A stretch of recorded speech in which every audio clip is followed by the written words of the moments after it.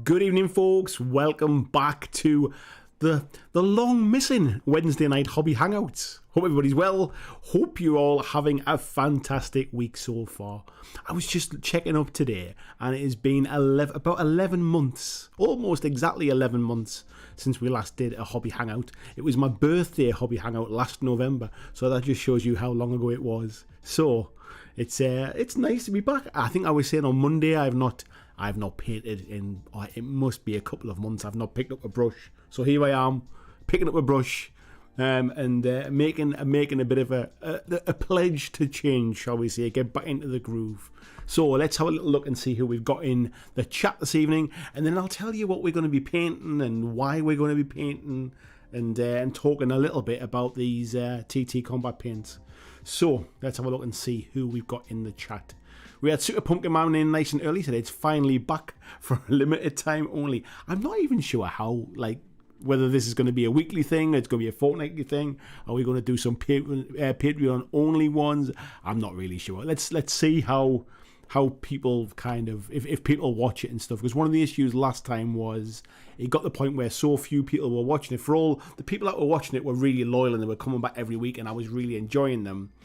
It was really screwing with the YouTube algorithm. So if you have a video that doesn't do very well in YouTube's eyes in terms of views, they tend to not push the next one out, and it was gradually seeing the channel declining a little bit because of that. And as soon as I stopped doing them, it started climbing again, because I wasn't doing those kind of low view sort of ones in the middle. However, as I've always said, of course I want to grow purely from the point of view to I want to make this sustainable and keep making it my full-time job, and I need to do that through financial income, really. At the end of the day, as long as the people that are enjoying it are the kind of the Patreons and they keep supporting it, and people have nice little donations now and again and stuff like that, then I can kind of offset the lack of views through the increase in support, if that makes sense. So let's test it out. Let's see how it goes. Anyway, that's what I was trying to say. Christian Reeves, hello mate, how you doing? Type 40 TARDIS is in as well. Nice to see you. Tasty Brain Drain. Nice to see the regulars in as well. He said it's so good to have the hobby hangout back. Well, here it is. Let's see how folks like it. Let's see if it becomes worthwhile, shall we say. Tasty Brain Drains is also looking forward to seeing how good these paints are. So I can't really show you on camera, to be fair. I've got all of the paints kind of stretched out in front of me, so we'll have a look at them. We're going to try them. I've basically opened 2 of them so far. I've used the white to put a little bit of dry brushing onto my minis, just so I can show them on camera and it's easier for me to paint. And I've used one of them through the airbrush to kind of prime one of the minis, a big base colour, to see how they went through the airbrush. So we'll talk about that. But yes, let's have a little look here. There's some nice bright colours in the range. Actually, this one's blood orange. It's a really nice kind of bright orange colour. We've got the yellow looks really nice as well. Spotlight yellow, nice bright yellow. So I'm looking forward to seeing how they go on. There's things like this putrid pus, which is a bit of an unusual colour. So yeah, I'm just looking to see things like this kind of this rat tail pink is a nice bright colour as well. There's quite a lot of greens, I would say, quite a lot of browns. There's not a lot of metallics. There's 6 metallics, but to be fair, there's a gunmetal, a chrome, a bronze. It says tin gubbins, which is kind of a brassy colour. And then a couple of golds as well. So there's probably sort of enough, shall we say? There's probably enough. They are drotter bottles, so and actually they've got a really nice little tip to them as well. So we'll talk about that later. Type 40 TARDIS is saying, yeah, he is too. Yeah, he's back to Kickstarter now. He's curious. Doing it in the right order there. Mighty Dykes, good evening to you, mate. Hope you're doing well too. Christian says, I've just seen Boo Yeah Orange, a Ninja Turtles reference. It could well be, mate. Yes, Boo Yeah Orange. Let me just flick over here, and you can see it there. Boo Yeah Orange. There we go. So these ones I've been sent out Because I did see somebody saying that, like, on my Facebook group, saying that, like, oh, you know, this is why I don't back Kickstarters. The thing's already a product, like, it's already out there. Why are they doing it? These are just like sample bottles. These are not the finished products. So they've made these up as samples to send out, I guess, from their original tests. So I guess the Kickstarter itself is more about understanding how many do they need to make for the initial batches, and using the Kickstarter money to go into full production, because TT Combat aren't making these themselves in-house, for example. They are using an independent paint manufacturer in the UK who they say is like the #1 independent. They did mention the name of them the other day, but they seem to have taken the name down. It was like a 3-letter word. It might have been like HIG or someone like that. I forget what it was. But they're using a well-known paint manufacturer to kind of formulate these. So it's... yeah, so these are just samples. So the things could change, but we'll see how they go. It's always the question about, there's so many different paint ranges out there. Why do you need an extra one? And I don't disagree with that as a question itself. There are lots of paint choices already. Why do we need one more? But I think TT Combat are well known for being a little bit cheaper than most folks when it comes to things like their terrain and stuff, and their paints are a bit cheaper. I think I saw somewhere that one of these paints, if you buy it on the Kickstarter, is half the price of a Vallejo pot of the same size.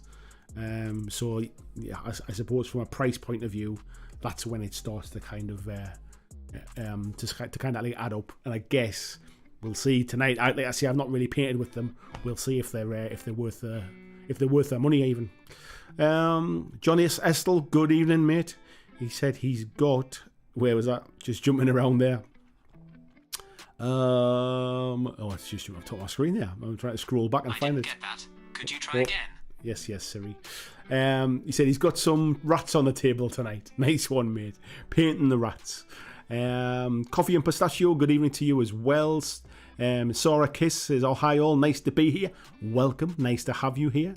Let's have a little look down. Alex Berry, nice to see you in again, mate, as well. He said, looking forward to seeing these new paints. Double Dip, good evening. He said his paint is Rumble Slam Mexicans, putting some shade on them so at least they'll be tabletop ready for Friday. A nice one, mate.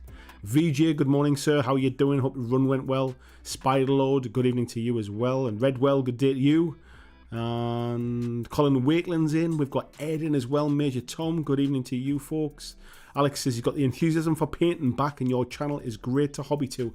I love doing these little painting streams because we just kind of chat. We still talk about tabletop gaming. We talk about films we're watching, TV shows we're watching, comic books we're reading. We talk about any matter of kind of geek stuff really, whilst we're all just kind of like sitting hanging out painting. So I always find them good fun. VG says he woke up a bit late, so only did 5k this morning. Only 5k, putting me to shame, mate. Christian sharing the link there for the Patreon. Thank you very much, buddy. Peter Stockdale, good evening as well. Yoakum, hello to you, mate. Henriksen as well. Happy Monday. Happy Monday, he says. It's not Monday, it's Wednesday, mate. Have I caught you off guard there? Spiderlord says I definitely don't need more paints, but I was checking out the Kickstarter and I'm intrigued. I'm kind of the same, mate, to be fair. I don't really need any more paints either, but getting the opportunity, and I'm thankful for that, the opportunity to test them out, it lets me compare them because it's not something I would spend my money on because I don't need to kind of to buy another load of paints. As you can kind of, I suppose that side's better. You can see behind me, I haven't got the light on today, but I've always just used Citadel paints, as I mentioned on Monday, purely because they're dead easy to pick up from a local shop type thing. So it's nice to try something else to compare against them. Smudge, nice to see you in as well. Hello, buddy. Tiny War Games, nice to see you, fella. Hope you're well. Type 40 Tardis said he was happy at the brightness of the colours. Neil Pilot says, ooh, new paints, yeah. And John says, you see, love me a bit of Dulux. Where else are we up to here? It's jumping around all over. Loads of chat here. Type 40 Tardis says, TT has confirmed that they couldn't colour match these paints to their range of colour primers, but they confirmed they will match them in Wave 2. Okay, I've never used the colour primers that they've used. I've not spent any time with their sprays, so maybe that's something to test in the future. Alexian, love TT Combat MDF Terrain. Yeah, they make, value for money, you can't beat it at all. They make some fantastic stuff. Type 40 Tortoise says, I'm just chilling, wiped down with COVID, and I got hammered by flu last night, so this is a nice chill time. Feet up, mate. Get yourself a nice hot cup of tea, cup of coffee, something like that. Hot juice. Just put your feet up, mate, and just chill with the gang. Double Dip says, regardless the streams affecting your channel growth, some other channels delist their streams and just put them in the playlist. This apparently helps with the algorithm. Yeah, it does, but then it kind of like it's some people end up doing their streams on Twitch for painting streams and do the other stuff on YouTube. Some people just don't do them. Some people do them like behind a paywall type thing, so they become like a Patreon only type thing. There's a number of different ways to do it, but I just enjoy it. I just wish we didn't have to deal with the whole YouTube algorithm stuff. I just enjoy it, and I'd love to be able to just keep doing it for the fun of doing it instead of having to kind of like prod the bear and put GW in the title and all that kind of rubbish just to get things to work. Tasty Brain Train says it's 5k more than I've run today. I think it's 5k more than I've run this year, to be fair. Christian saying, don't forget to hit the like button. Thank you very much, mate. 43 viewers, 24 likes. We need some more likes. Wim Neal says, use Citadel, ban that man. Yeah, as I've said before, mate, it costs me so much more to like just buy the odd pot of paint online and get it shipped to me than it does to just like nip to a local hobby shop and pick up a Citadel paint. They don't stock Army Painter, they don't stock Vallejo, like they don't stock like Pro Acryl and all that kind of stuff, or Acryl I suppose it's called. They don't really stock the other stuff. It's just dead easy to pick it up that way. Sorikis says, the thing is, I don't need more paints. It's shopping therapy. Yes, it is shopping therapy. And as much as I like to see what these are like, I'm testing the two thin coats. I'm expecting the two thin coats stuff to be sent to me, to be fair. But I would have liked to have them for tonight to compare them, actually, but they haven't arrived. Christian sharing the link there for the Kickstarter project. Thank you, mate. Vijay's got an insanely busy weekend this weekend. 4 shows in 36 hours. Wow, mate. And Wayne says, Wayne Haywood, hello mate, he says, thanks Andy, you've dragged me to my hobby bench. That's what it's about, mate. Luke Pryor, hello mate, he says, game night got cancelled, so he's here working on his challenge paints. Hope we're all well. Ortega, hello mate, nice to see you in as well. James Arm says, what's up, nice to see you, James. And he says, new paint is always fun. Speaking of new paint, let's dive in. That's what we're here for. So what we're going to be painting tonight, and this is really just like there's no reason why I'm painting these really, other than I just want to try. I've got a few different models because I want to try the different colours. I want to use the metallics. They also do a full range of washes as well here. So they've got there are 2, 4, 6, 8, 10. There's 12 of these washes. This is the flesh wash. And unfortunately, they haven't sent full bottles for these, so they really are just like samples. So yeah, we've got some washes to try out. The washes, I think, like they've got like very nice, simple to easy to remember names, like red wash and orange wash. Randomly, there's 2 greens. So there's like a red and orange. There's a flesh wash, a sienna wash, but there's a cold green and a warm green. 2 slightly different green washes, as you can kind of, I don't know if they show them very well on camera there, but we'll pop them in a wet palette and have a look at them and stuff. There's like an umber wash, which I'm assuming is what I'll use most of the time, like the Agrax type stuff, and then of course there's a black wash as well. And they also do a thin and medium, so we'll be trying that out as well. We'll try thinning it with a thin and medium, we'll try thinning it with water, we'll see what difference it seems to make. So model wise, so I've got a couple of GW skeletons from the Cursed City box.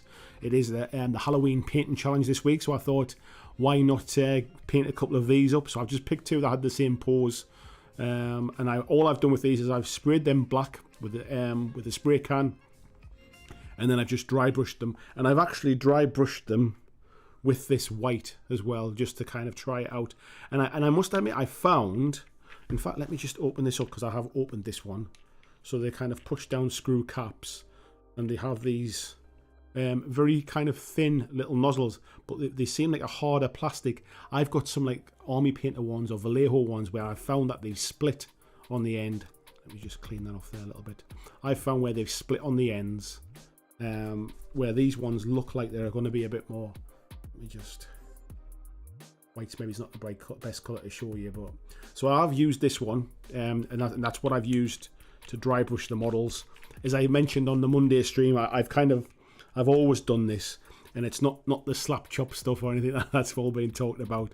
It's more about it makes them easier to see on camera. If they were just plain black, they're really difficult to see, and also it just gives me kind of a little bit of a nudge to see that's where the highlights go, kind of thing. And then if I'm using contrast paints, it does kind of help with highlights as well. But so we've got a couple of skeletons there. We'll be trying, that'll give us a chance to try kind of things like some of the metallics on the armor. We'll maybe try some red or something like that on the cloth. It'll give us a chance to try the bone colors and try some of the washes over the top as well. Maybe dry brushing them as well a little bit with the design on the shield and stuff. So we've got a couple of skeletons to be trying. I've also got one of our Marvel models to do. We've got Kingpin here as well. I thought this would be a nice opportunity to try some of the white. He wears like a white suit, so it'll be a nice opportunity to try the white out. And obviously, like these got a nice bald head there as well, so it'll give us a chance to try some of the flesh colors. So we'll try some of those. And then I've also got this, which I've been building last week, which is, I can't even see the box. I can't see the box to see what it's called. Is it Sturgium Skies or something like that, or Sturginium Skies? This is the new 2-player starter set for Dystopian Wars, and this is the big airship that's in there as well. And I've actually spray primed. I primed this black, and then I sprayed it with the Admiralty Grey through an airbrush, just to kind of give it an overall colour. And then we'll be able to use this to put a lot of metallics and stuff on it and things, and try some different things out. Try some of the washes on the deck on the top. So that's the plan. And this actually went through the airbrush really well. I did thin it down with the Vallejo airbrush thinner, but it thinned really nice, sprayed nice and smooth. You can see it's gave a nice kind of smooth coat there. No issues with it. So yes, we'll be trying them. So let's make a start. We might as well start with our little skeletons, I think. And I think what we'll do is we're going to try. We'll layer up some of the reds, I think. And we'll do some of the reds on here. So I'm just going to zoom in this camera a little bit for the smaller model. That's a bit better. So just to let you know some of the reds that they've got in this range here. So let's go. We start to go down into the oranges after this. So let me get them on camera. So we've got I can't even pronounce that. Is it a Lalacan red? Which is like quite a deep red. We've got a Capo red, a Viscera red, and Blood Rights, which is starting to kind of get into almost like a highlight orange type thing. And then after that, we start to come down into these Blood Orange, Shaltari Orange, and a Booyah Orange as well. So there's a nice range of kind of reds into oranges. But I think what we'll do is, I think we'll give a miss on the darkest red, and we'll use these three as a bit of as a background, a highlight, and then an edge highlight type thing. We'll use those, I think, for the first step. And then what I'll do is I'll pop this on the wet palette on while I give this a bit of a shake. Let's have a little look on here as well. Sean Clark, good evening, mate. I hope you're well. Ed saying one of my local suppliers is starting stock in Scale 75. That's the one I forgot to mention. Since a lot of people locally use them, makes me very happy. VJ saying time to pull the portable desk and get building these Night Stalkers. Hopefully get them finished during the stream. John saying the warm green looks great for greenskins. I think it does, mate, to be fair. The cold green will be nice for kind of like almost like verdigris type stuff. But yeah, the warm green does look like kind of like, you know, like a kind of a grimy, gritty green skin type thing. Luke's saying those are such nice skellies. Yeah, I mentioned the other day, I really like the in fact, let me just drop this seat down a touch. I really like the new warband in the new Underworlds box, the skeletons that's in that, and I was tempted to pick it up purely just to paint them skeletons, but I thought I've got like 10 of these in the Curse City box that I've never touched. I might as well sort of start with those. Christian said, I'm guessing the warm green is similar to Army Painter's military shader. I could be, mate. I've never used it, and I don't really know the colour to compare it. But yeah, it could well be, yeah. Ed's saying, do they have mixer beads in the bottles? They don't, mate. There's no mixing beads in the bottles. Spider-Lord saying, Curse City's what I've been painting to. Shame about the expansions. Shame about the game, mate, to be fair. So yeah, these are, obviously they've got these kind of like spinning tops where you push down and do them a little bit like a medicine bottle type thing. And then you can see there, they've got these little rings that just like kind of snap off and just get rid of those. And you can see what I mean about these little sort of nozzles. Let's see if we can get up there. They look a bit thinner than the likes of the Army Painter ones and the Vallejo ones, but we'll put some on the. That'll give you an idea. Now what I found is they come out like they're not that thin, if you know what I mean. Like they come out like a little bit like a little shit, to be fair. They come out like a little snake type thing. They're not as runny, I would say, as some of the paints. So what I'll do is I'll put a little bit on the there, and we'll try it with a bit of the thin and medium just to see what it's like, and then we'll try some with water afterwards. And I'll get rid of that little ring as well. Just drop some of this on. I'll try and do it roughly. So probably 50-50 mix, something like that. And then just get an old brush here and just thin it down. Now, one of the things I find with Citadel paints is I always feel like I need to thin them more, and then when I do, they go really kind of quite transparent. So I've never really felt comfortable thinking that I'm thinning paints to the right consistency. But what I would say with these already, if I can get that. Oh, it is off. I thought it was going to be like one of them kids adults who can't get into the medicine buttons. I'll just thin it down a bit more. That feels like it's a nice consistency, but you can see, I mean, it's got a little bit of transparency to it there, but nice kind of pigment. Looks pretty good, so we'll give that a try. And I'm even blessing the stream as well with some new brushes tonight. So these are just super cheap Amazon ones that I used, like where they're about £5 for 10 or something like that. I've been using them for a while, but I treated myself to some Green Stuff World brushes. My local hobby shop stocks them, so I thought these are Klinsky Sable ones. I thought we'd try them. So let's move that over, and we'll start painting. I'm going to start with the robes and stuff. Let's have a little look here.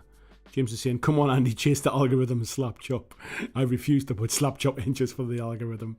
Gary Jensen saying, thanks for the hobby hangout. I'm testing solvents to thin E6000 to mix with Alzerian Crimson to make perfect bloody goo. Mech seems the trick. Oh, that sounds highly technical, mate. Highly technical. Now what I would say for those of you that are maybe new here or haven't seen me on any of these hobby hangouts, I'm not a fantastic painter. I'm somebody who can probably put paint in the right place, I would say, but I wouldn't say I was highly technical or anything like that. So, and I haven't painted with a brush for months. So doing this live stream and getting to test these paints out actually give me the nudge to do something. So yeah. So don't be criticising the painting, that's for sure. Spider-Lord says guitar string on standby to clear the clogs. Type 40 Tortoise is saying, oh, this is Stygianium Skies. Yes. Spider-Lord saying it's a chunky airship. It's plastic, mate. Yes. The whole box for that Stygianium Skies is plastic, mate. Everything in the box is plastic. It was an absolute pig to build. I'm not going to lie. I'm not going to sugarcoat it. It was awful to build. The actual main kind of sort of cigar shape, the tunnel part of it, is in 4 pieces, and I'm sure they could have found a better way to kind of hang it all together. It just kept as you were trying to put pressure to hold it, it kept like sort of twisting and bending and coming away. So, early thoughts, nice pigmentation, I would say, nice coverage. I I think it's going to take a couple of coats, but that might be me thinning them down a little bit too much. But the coverage is pretty good, especially if I'm going to kind of wash and highlight. It might not even need 2 coats, but it's going all right there. It's not too bad. Coffee and Pistachio saying, love blimps. Maybe it's time to try them and put the Hindenburg behind us. And Type 40 Tars are saying, the minis resin. No, it's definitely plastic, mate. The whole box is plastic. Wim Neal says, Volt to rename that the Ketchup Red. I agree, mate, as well. I'm always a little bit... One thing I'm not overly keen on, I would say, is that if you are colourblind, some of the names of these colours certainly don't help you. Because I know there are some people don't like... Oh, excuse me, hiccups. Don't like Games Workshop paints for that reason, that because like they don't... Certain colours have names that don't like really tell you what they are.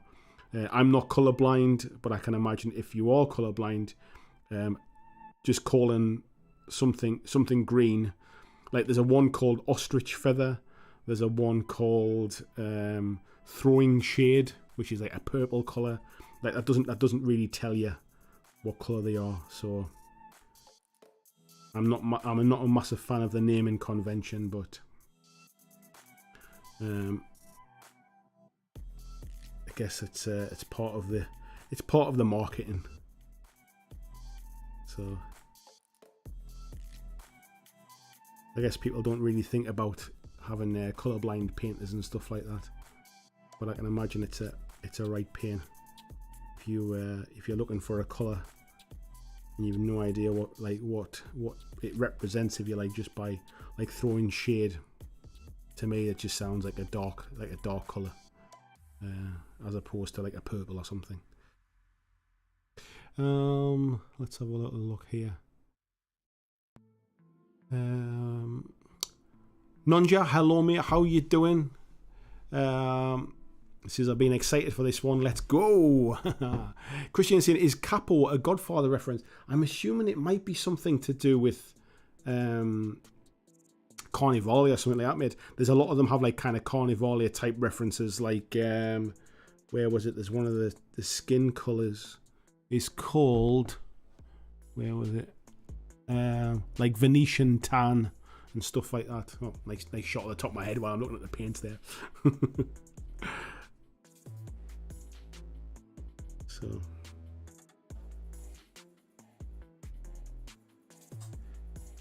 but we'll see what these paints are like when they dry as well. Do they dry with a bit of a matte finish? Do they have a bit of a sheen to them? I find GW paints always have a bit of a sheen. They're less matte than some other paints, so we'll see how it goes. Spiderlord says they should have ocean grey and military grey. They've got an Admiralty grey, an Ospedale grey, and a Shadowling grey. So they do have a mixture of different greys. But yeah, they got a few different greys. Zingbo saying watercolours use very similar dropper bottles. They do, mate, actually. I got a couple of those watercolours in, he says, frantically scrolling back to find out where that jumped off the top of my screen. Where was it? There we go. I got them in, like, you know, when you get those like model box, like the little secret like stash boxes where you don't know what's inside them. I got sent a few of those to review a while ago, and I've got a couple of watercolours. A couple of watercolours paints. So yeah, I do remember that now that you mention it. Luke says that's quite thick. All good if you know how to thin paint, but will certainly be a learning curve for those new to the hobby. I guess there's two ways to look at it. One is thicker paints mean you thin them out, so you actually get more paint for your money, if you like because what you don't want to do is like basically paying for the water, if you like, paying for the thinning agent. But you're right, if somebody's new to painting, I would suggest that you certainly wouldn't want to be painting straight from the bottle. They do come out quite thick. Paul Bow says, anyone know who's manufacturing these for TT Combat? They did mention it on their Facebook group the other day, but when I looked, it looks like they've taken them down, as if somebody mentioned who was making them and then somebody else in the company went, don't tell people who's doing that. They said it's a UK company that's manufacturing them for them. Somebody did make a comment very early in the stream, before the stream started, about them being secret weapon paints, because I know there's some link between Secret Weapon and TT Combat after a bit of a, I think there was a bit of a falling out, a bit of a lawsuit type thing. They're not Secret Weapon paints. They're essentially made by this British independent paint manufacturer. Is what they say now, and I can't remember the name. If I saw the name, I'd probably remember it, but I must admit I can't remember the name off the top of my head. Yeah, I think it was like a company with like 3 letters, like HGI or something like that, HIG or something, but I forget what it was now. Colin Wakeman says, what brushes are you using? I'm using Green Stuff World Silver Series Kalinsky Sable brushes, mate. I've just bought them last week from my local hobby shop. I wanted a new brush just to try and get me to get painting, motivate me to get started. So I bought like a little set of 4 brushes. What did I get? I got like a 00, a 0, a 1 and a 2, and I'm using the size 2 here. So that's what I'm using, mate. They're quite nice actually. So you can see, I mean, I normally paint a bit quicker than this because I'm reading the chat at the same time and stuff like that as well. But you can see they're going on with some nice, they're getting some nice coverage there. I guess I'm kind of giving it 2 coats as I go on, because I'm painting slow. I'm almost kind of, it's drying and I'm coming around and giving it the 2nd coat as I go almost. So we'll get a nice coverage on that. Nonja says, I wonder if there'll be a pain to shake up once they start separating. So I mean, some of these are like obviously separated where they've been sent out to me and they've just been sitting in the box and stuff. We'll give them a bit of a shake up and stuff like that. They don't seem to separate out too bad at the moment, I would say. I've not shaken any of them other than the ones I've opened, so they've been kind of like sitting around unshaken since they were put in a box and sent to me. So, and I'm intentionally just shaking them by hand. I do have a vortex shaker, but I'm intentionally just shaking them by hand because not everybody will have access to those. So I'm making sure that trying to be as fair as I can, I think. So we've got a little bit of coverage on that one. We'll leave that one to dry and we'll do the other one. Do I do it a different colour, or do I want to keep them the same colour to keep them all right for the same box? I think we'll keep them the same colour because I'll probably end up go back and paint them as well. John saying, I love the Green Stuff World brushes. Where is it that stocks them? It is Northumbrian Tin Soldier, mate. I found that their shop isn't very far away from me. So yeah, Northumbrian Tin Soldier is where stocks them. In North Shields. So that has now become my local hobby shop. They don't have any gaming space or anything like that. It's just a store, but it's they've got a nice stock of stuff. Obviously very heavy on GW stuff, but lots of board games as well. Coffee and Pistachio saying, I can vouch for those Green Stuff World brushes. They've been my go-to for a while now. Yeah, it was just because they're Kalinsky Sable ones. I thought I would give them a try. They weren't that expensive, I don't think. Have I still got the label with the price on? They were £17.59 for a pack of 4 brushes. So not the cheapest in the world, but not the most expensive either. What's that? Roughly 18 quid. About £4.50 a brush. Something like that, just under. I can kind of live with that, I think.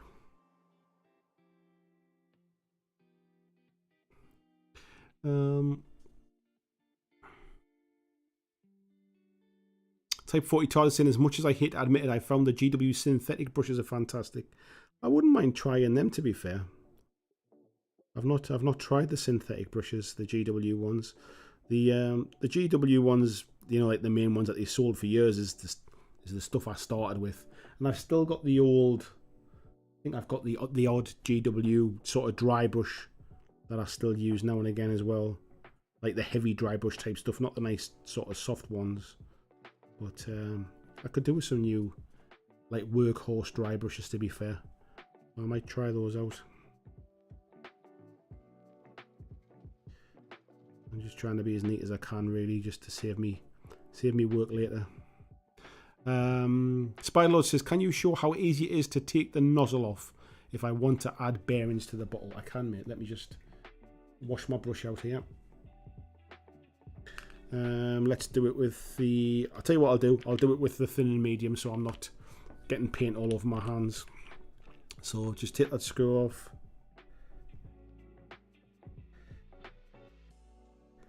See if we can get it out. It seems pretty... You can kind of get your nail under the edge of it. Yeah, once you start to ease it, it starts to come up. So yeah, once you get your thumbnail kind of thing underneath the edge of it. So yeah, they come out fine, mate. They come out fine.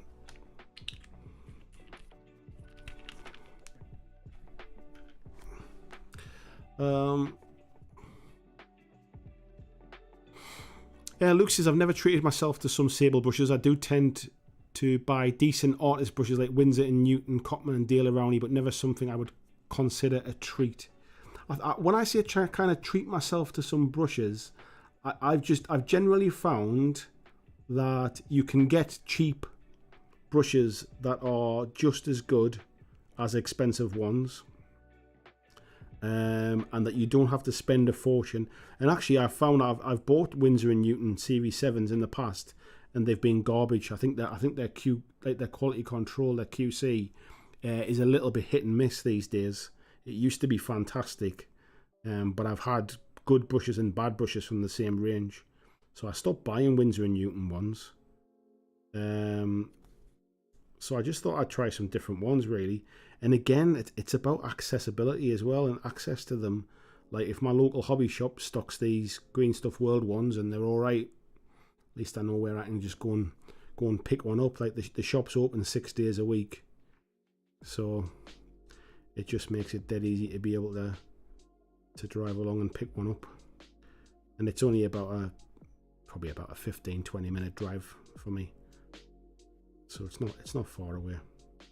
The downside is that where I used to live before I moved to this house, it's literally a 2-minute walk from where I used to live, except it didn't exist when I used to live there before. So I wish it had. It might have been a factor in not moving house.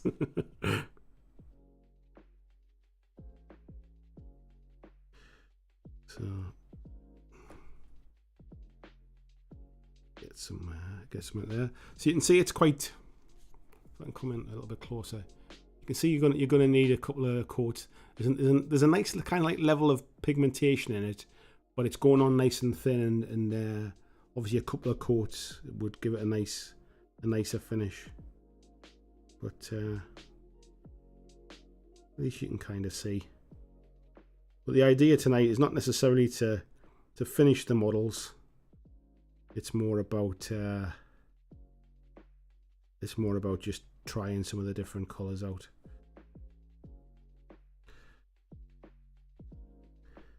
A little bit of material there.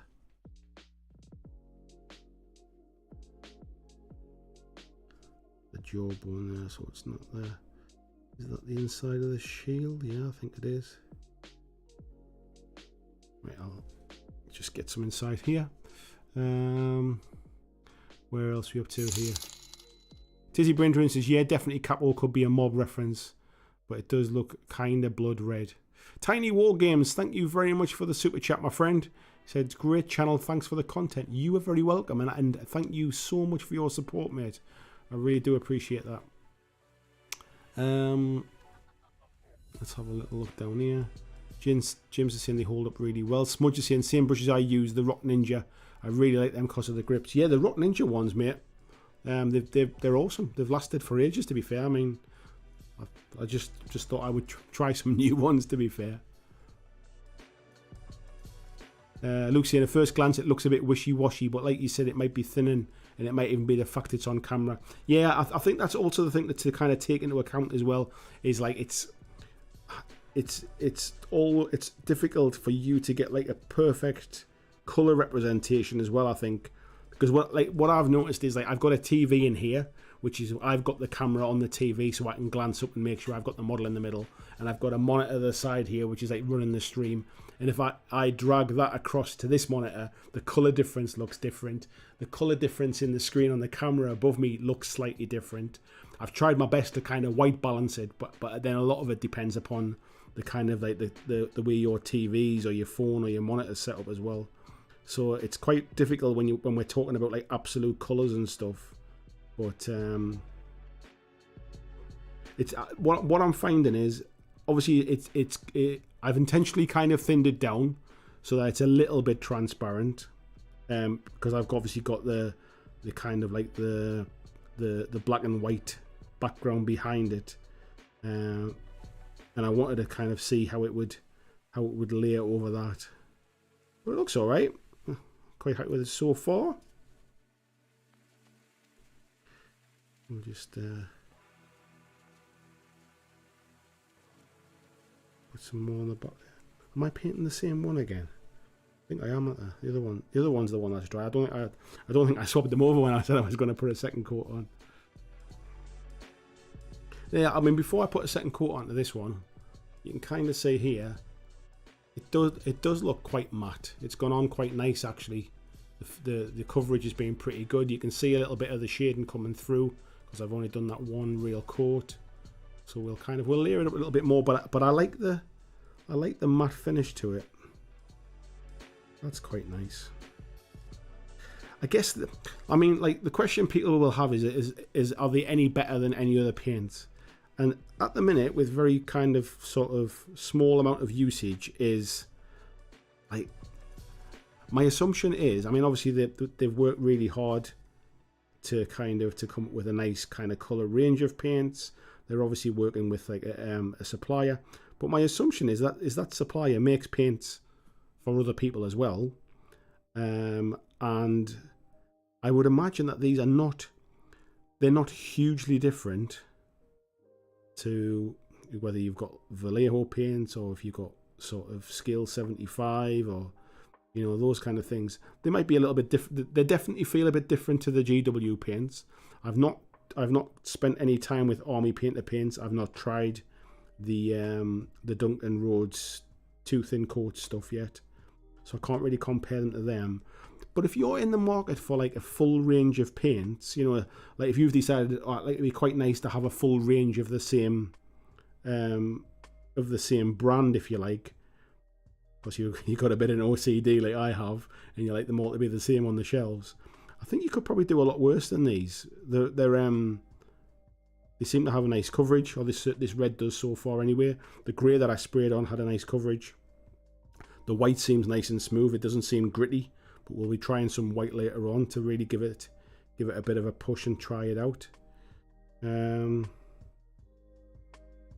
obviously backing it with the Kickstarter, you're getting a pretty decent discount buying them all in one go kind of thing. So far so good. I'm in that weird position that I personally wouldn't go out and buy the full range because I already have a full range of other paints, but that's not because these are not good paints. That's because I don't feel the need to replace what I've got. So it's always hard to kind of recommend paints. But what we'll do, I can kind of give you, if anybody wants any specific colours to be kind of tested and stuff, we'll do that. Because I'm aware that sometimes like things like reds, which is why I'm trying this, reds can be quite a kind of contentious colour. Yellows are a bit contentious, the metallics, the washes. So that's all I'm really going to do tonight, is just push some of these paints around, just try them out, and kind of see what we think of them. Let's have a little look. Spylord's saying, or he was saying till I jumped up off my screen. There we go. So I use the Rock Ninja brushes. They aren't bad for standard work. Yeah. Clyde Dashin, good evening, mate. He says, everything coming along swimmingly. Not too bad, my fella. Not too bad. Nice to see you in the chat, buddy. It's nice to see some of the Monday regulars coming and supporting the stream tonight. I know I've not really kind of massively sort of promoted this or kind of like sort of shouted about it from the high heights. So it's nice to see a nice little gang in this evening. I'm going to potentially try and should have been recording this really, but I can strip this. I can download this video from YouTube and then try and edit it back to maybe take some little clips out and make it like a little review video of the paints as well for those folks that don't like to sit through live streams. So right, so there's the two. We've put a bit of red paint on those. I think we'll let those dry out a little bit and we'll try a different colour. Type 40 TARDIS says, interesting tidbit. War Cradle actually adjusted the colour on the dice in Dystopian Wars starter set, so colourblind people can see the colours. I thought it was a nice touch. It is a nice touch, mate, actually. It's something that not everybody kind of thinks about. So, right, I think what we'll do is we'll move over to Mr. Wilson Fisk here. And I think what we'll do is we're going to start with... there's a Phantom Ivory here, because we don't want to be painting it sort of completely white. We want to be painting it like kind of like off-white. There's also this Frosted Edge, which has got a little bit of grey in it. So maybe that is a better colour. No, I think we'll go with the Phantom Ivory, because I think I wanted a little bit creamier, I think. Clyde Dashin, thank you very much for the super chat there, mate. He says Vindaloo Fund. I do like a Vindaloo, to be fair, so that's not too bad, mate.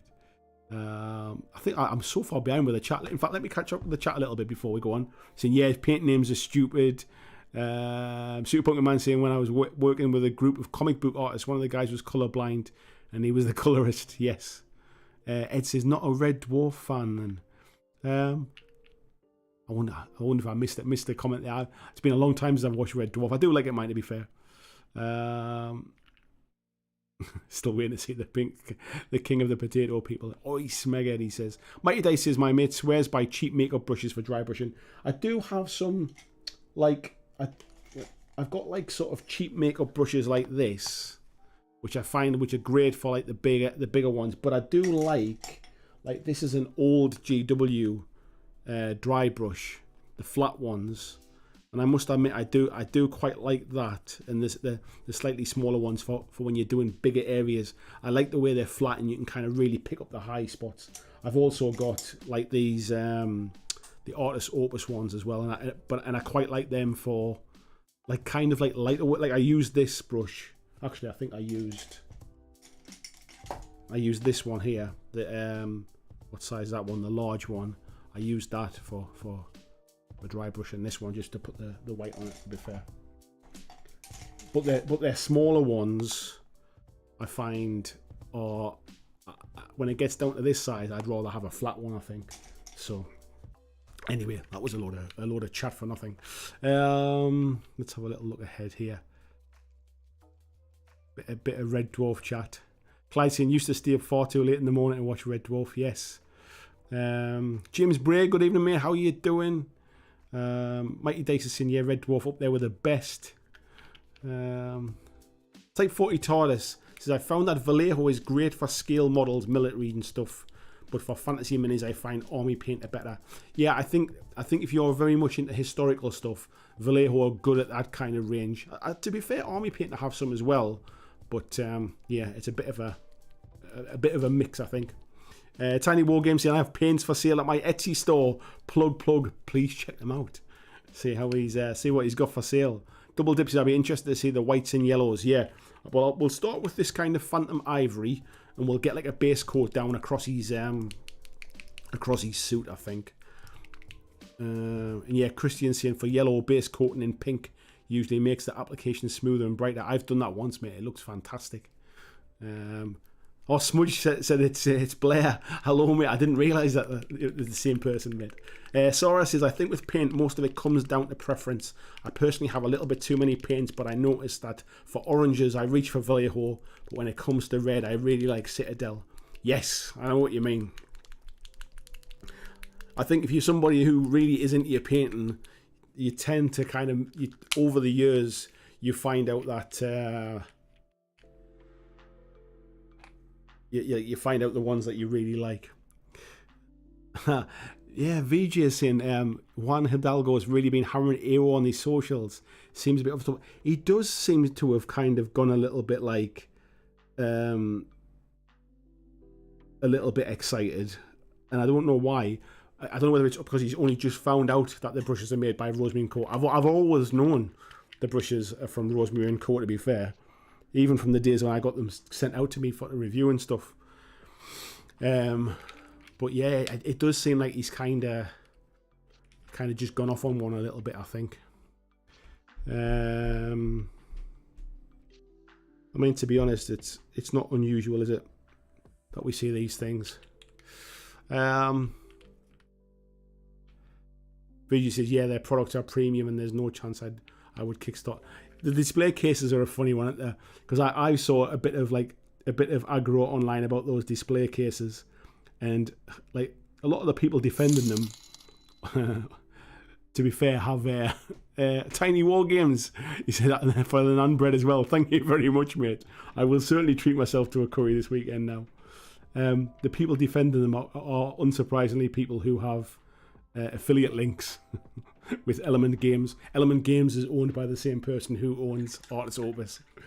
So yeah, I'm not surprised they're jumping to defense, but I think they are very, very expensive. I wouldn't be spending my money on them, but hey, everybody spends their own money, don't they? You buy what you want to buy, I suppose. But yeah, I do think they're a bit on the pricey side, shall we say. Right.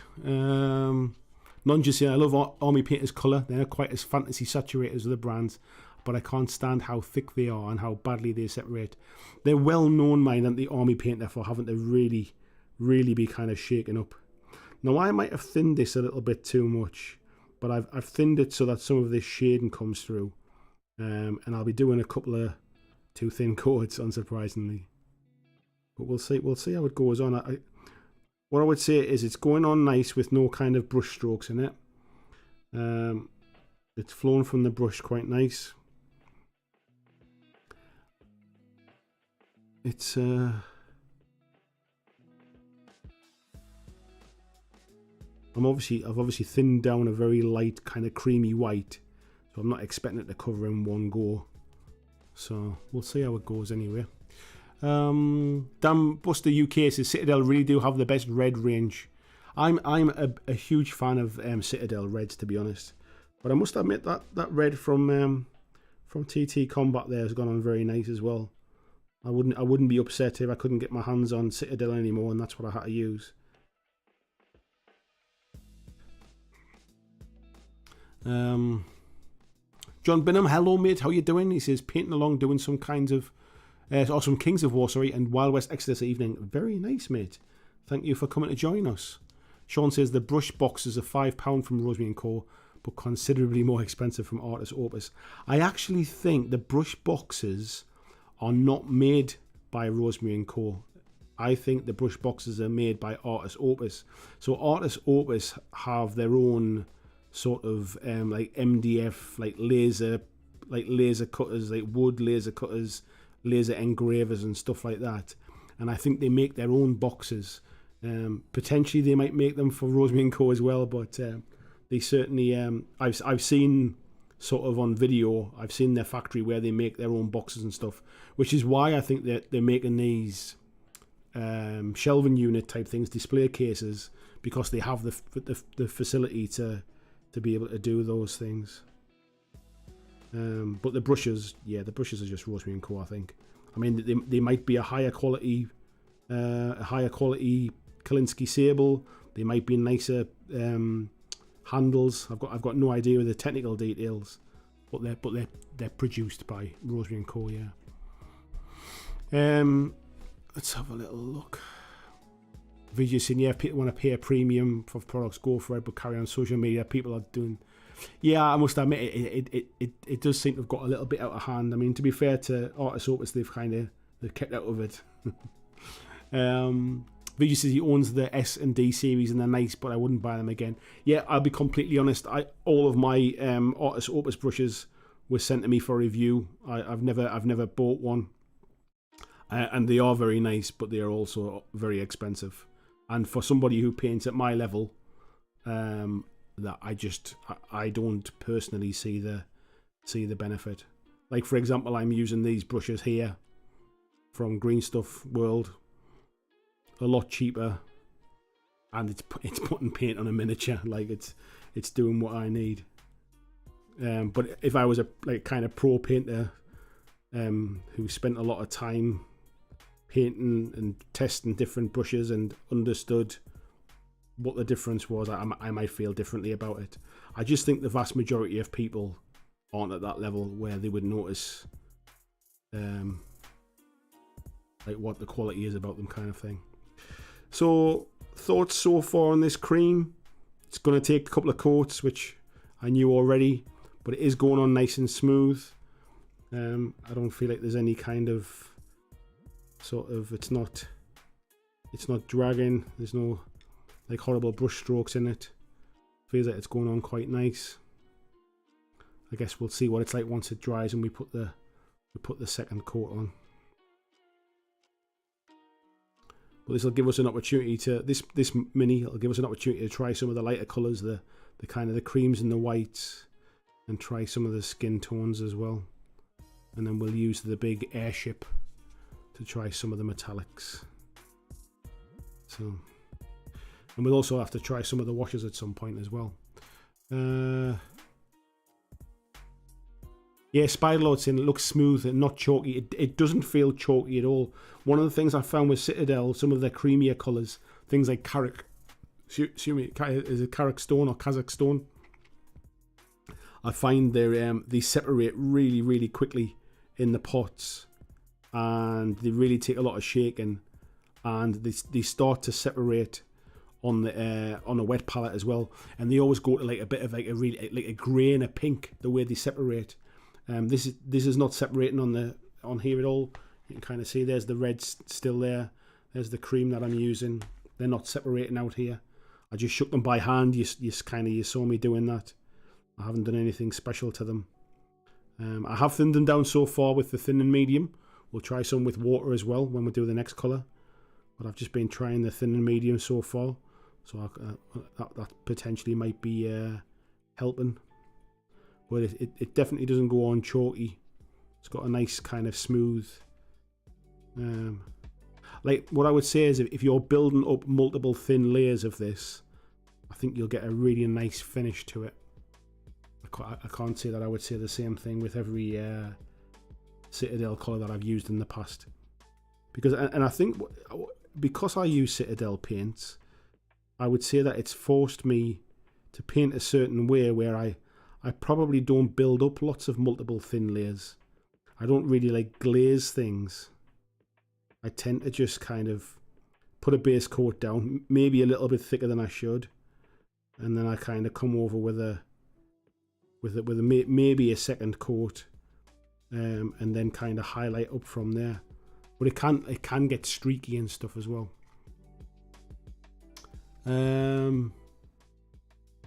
James is saying brushes are like golf clubs. Most people upgrade way before they hit their skill ceiling and would feel the benefit. Absolutely, mate. Yet placebo thing's a real thing. You're absolutely right on that, mate. I definitely saw there was a point when I was painting a lot years ago, before I was really gaming, to be fair. I used to paint a lot, and there was a point where I used to just use the GW brushes from the shop because that was kind of what I had access to. I didn't really buy a lot of stuff online back then. I used to just buy it from a local GW shop because I wasn't buying a lot, to be fair. And there was a point where the brushes kind of wore out and I decided to treat myself to some nicer brushes. And I bought Rosemary and Co brushes, funnily enough. And I noticed that my painting did improve when I bought some nicer brushes. Now, Did it improve because my old brushes were worn out and I just had some nice new brushes? Quite possibly. But it might have also kind of improved because I had better points. Like the brushes were on a better point. Because I'd spent a little bit more on the brushes, I was looking after them a little bit more. So they kind of like, I bought brush soap and stuff. So there's a number of different reasons why sometimes buying nicer brushes might actually kind of improve your painting, but not because you've bought better brushes, because you're kind of looking after them, or because they're new, kind of thing. Smudge says, looking good as you say, going to take 2 coats. Absolutely, mate. Yeah, I think it's going to take a couple of coats, but it's going on nice and smooth anyway.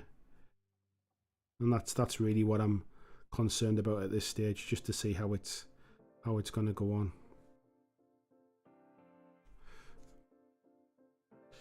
So, what's everybody painting tonight? I know John was saying he's got some Kings of War on the table. Other John has got some Kings of War and some Wild West Exodus. Is anybody else painting this evening? Luke says, do you like painting white? I don't think I ever really paint white, mate, if I'm perfectly honest. It was one of the reasons why I thought I would use this model tonight. It would give me a chance to use some of these lighter colours. And I don't really normally have a reason to paint white. I've painted Stormtroopers before, which was a bit of a pain in the backside, purely because of the amount of white I had to paint. I don't think I would ever paint like a White Scars sort of Marine Force, purely because I think it's a lot of white to paint. But Kingpin wears a white suit, so I thought I'd try him with a white suit, and it would give me a chance to try some of the lighter colours, mate. Let's scroll up a bit. James is saying he's not painted for months. Me either, mate. This feels kind of strange, I'll be honest. Just it's been a long time since I've broke the paints out and got the brushes out. I've just not really had the urge. Like all of the things that I wanted to paint, I'd already finished really, and I just wasn't feeling the moment. So yeah, it was one of the reasons why I wanted to do this live stream, was to motivate me to get the brushes out again. We all need motivation, folks. We all get a bit bogged down sometimes, and a bit bored of it, and lose a little bit of mojo. So it's going on okay. No complaints. But we'll let that dry out.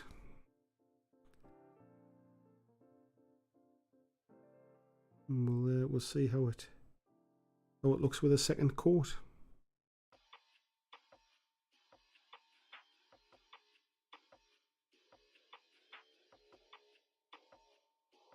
Right, so there we go. Probably hard to tell on camera. It's wet. It's very sort of not patchy, but like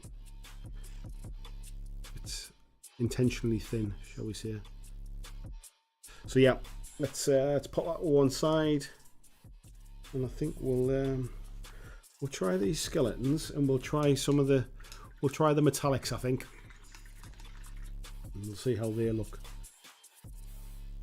So I think what we'll do is we'll go with the gunmetal onto the armor plating and on the helmet and on the shield and on the spear here, and then we can always lighten it up a little bit with the chrome afterwards. So we'll see what the metallics are like. Clyde saying just finished some computer terminal objective markers. Nice one. Ross Lavery, hello Ross. He's painting some Skaven tonight. Mighty Dice is back on his Victory at Sea stuff. Sean Clark, he's painting 15mm Russian Civil War for an event at the weekend. There's me painting 15mm. Can't see a thing. Neldereth Udomiel. There's a name I can't pronounce very well. Apologies if I just butchered your name there. Amara ships on his table these days. Very nice. And Luke, if I can scroll back because I jumped off. So he's working on his challenge minis. Unsurprisingly for me, it's a bunch of Rumble Slam. Nothing wrong with that, mate.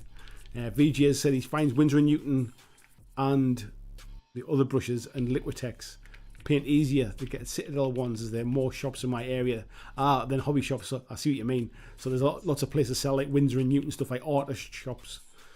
Coffee and Pistachios says he's painting up some Infinity Nomads at the moment. Ed's working on his Crimson Court for Underworlds. Very nice. And James says he might slap some paint on some Imperial Guard fellas. Nice one. Nunja said it's late afternoon here in the US and I'm listening to this as I work and dodge afternoon meetings. I used to do exactly the same, mate. These days I can't dodge meetings now. I can't dodge afternoon work. I have to just crack on with it. Right. Let me just take the little snap ring off there, because we don't need those once I've opened them for the first time. Right, let's put this on camera so we can see this metallic come out. And we'll pop it down here. So again, you can see that on camera. It's quite thick. It's not like runny. Like, it's not just pouring out when I'm pressing it. What I would say is it's really good to control, because you can definitely like make sure that you're using the right amount coming out. What we'll do with this one is I think we'll thin this one down with water. And we'll see how this one looks. Looks alright. That's probably enough. Let me wash that out and then we'll get on to the painting bit. Right. So we'll use this. So this one is gunmetal. And we're going to use this to paint the chest plate armor, the little bits on the legs as well. And we'll see what the metallic's like. First impressions is it goes on really smooth. I know lots of people are not huge fans of Games Workshop metallics. As I've said before, it's kind of all I really use, just purely out of convenience. But I must admit, this does seem to be going on a lot nicer. Might need a couple of coats again, but yeah, it does go on very nice.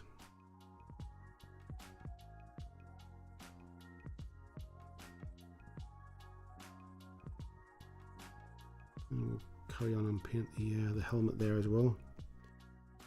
And just make sure I can see where the helmet actually is on this, and where the skull is. Actually, I think there's a bit of a front piece to it there.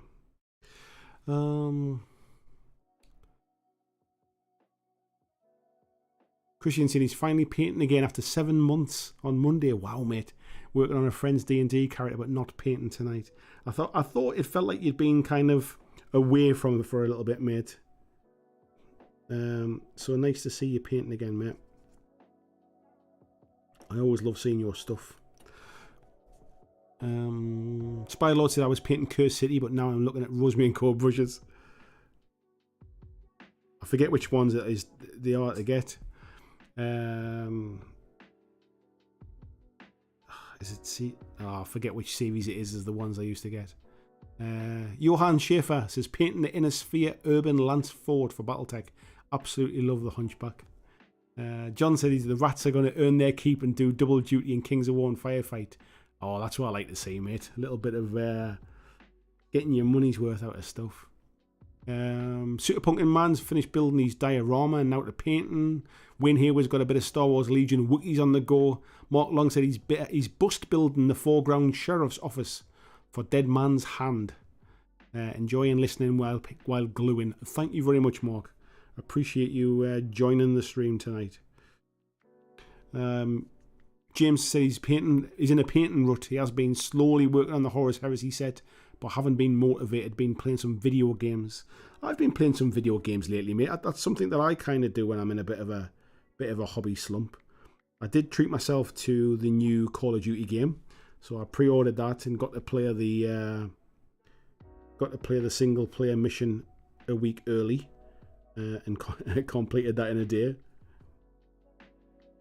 But really enjoyed playing it, to be fair, and it's kind of sparked my video gaming kind of love a little bit. So I'm looking forward to playing a bit of multiplayer of that. My brother-in-law plays a lot of multiplayer video games, so we'll probably be putting the odd gaming session in together on that one, I think, when the multiplayer goes live the back end of this week. And I started playing. There's a game that's gone on to the Game Pass type thing for PlayStation called The Medium, which is an older game, but I've not played it, so obviously it's kind of new to me, and I'm quite enjoying playing that at the moment. So yeah, I've been playing a bit of video games as well. Tizzy Brain Drain says no painting for him, just work and trying to stay awake because he didn't get a lot of sleep last night. Oh, sorry to hear that, mate. Where was... I tell you what, once these chats start coming through, they will start jumping around. Yoakum says he's painting his firefight force, starting panicking a bit, but really hope I will get all that I want to pay and painted until the last of November. I'm sure you will, mate. I'm sure you will. To be honest, just like almost just getting a base colour on them and to get them to kind of like a playable state, and then going back and revisiting it. Sometimes when you're doing like a full army like that, is sometimes just as helpful. Blessing going to carry on with a challenge model. Not sure what game for. That's okay, mate. Paul said he's painting some drop zone commander resistance tanks. Very nice. James said I was feeling a certain lockdown nostalgia earlier. My job in 2020 involved loads of long conference calls, and so I got so much hobby done. It's amazing, isn't it, mate, how things change like that. I was getting a bit of lockdown nostalgia just doing these hobby hangouts again, mate. That was why I started doing these hobby hangouts. It was at the point when everybody was stuck at home because we couldn't go anywhere, and it was a case of, oh, we'll do these hobby hangout type things, and that was how we started them. So yeah, I was getting a bit of nostalgia myself, mate. Right, I think we'll paint the inside of this shield here. The outside, we'll paint it, and then we'll dry brush it with some colour or something, I think. And we'll paint that. Looks like it's got like a piece of wood across the shield. Ortega said he's been on a moonstone kit as of late for painting and playing. Nice one. John says that metallic looks good. Does it flow okay or dry quickly like Citadel? It's still staying wet, mate. It's flowing really nicely, actually. Just we'll paint the back of the main part of this shield, and then I think we'll come in and dry brush the kind of like the design on the shield. No, it's I'm quite impressed with it, really. I only mixed it with water. I decided to do this one with water just to test it out. It comes out quite thick, but it thins down really, really easily. Now, I'm not using the biggest brush, to be fair, so it's taken me a little while, but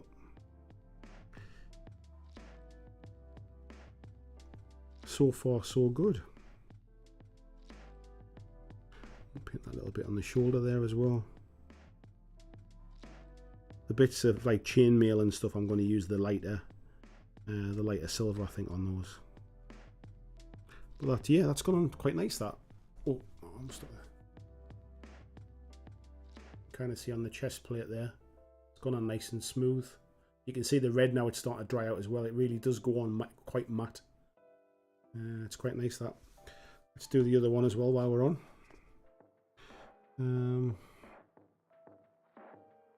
Where are we up to here? Ryan, good evening, mate. He said he's sitting in a caravan watching the stream on his phone. How are you doing, fella? I need to drop you a text tomorrow, mate, about trying to get together for a coffee. Lou's got a bit of a hectic week at the minute at work. She's got quite a bit going on, and I'm looking after Jackson during the day. So trying to find a spot where I can escape for an hour or so and come and meet you for a cuppa. But I am trying, mate. I appreciate I've not got back to you yet, but I am trying. Christian says the metallic looks nice, but for me, nothing will beat Vallejo metal colour. Yeah, there's a lot of people tell me about the Vallejo metal colour, about how good it is. I've never tried it, so I must admit I can't compare it. But this is going on nice. I'm happy with this so far. I'll definitely use this this metal again anyway, that's for sure. I think that's the thing, like it's a hard thing to kind of recommend, like a paint.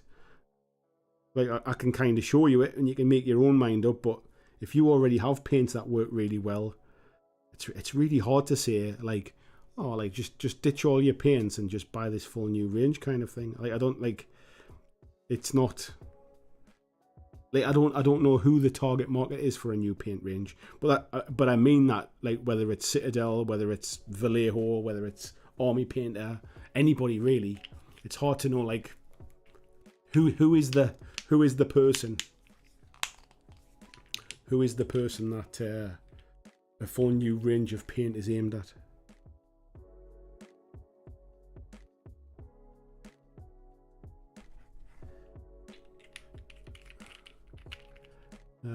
Ryan says my chat more usually watch it on TV. Yeah, and when you watch it at home, you can't chat on the TV, can you?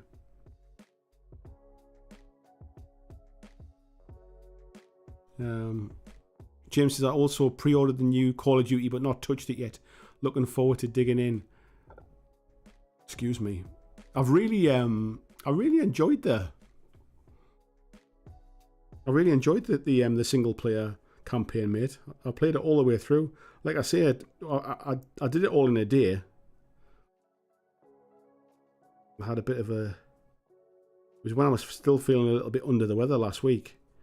I decided to play on the PlayStation for a bit, and then my wife went out with a friend on the evening, so I put the little one to bed, and then basically just played it until about midnight, and just completed the single player campaign. But I quite enjoyed the story. It's been a while since I've played like...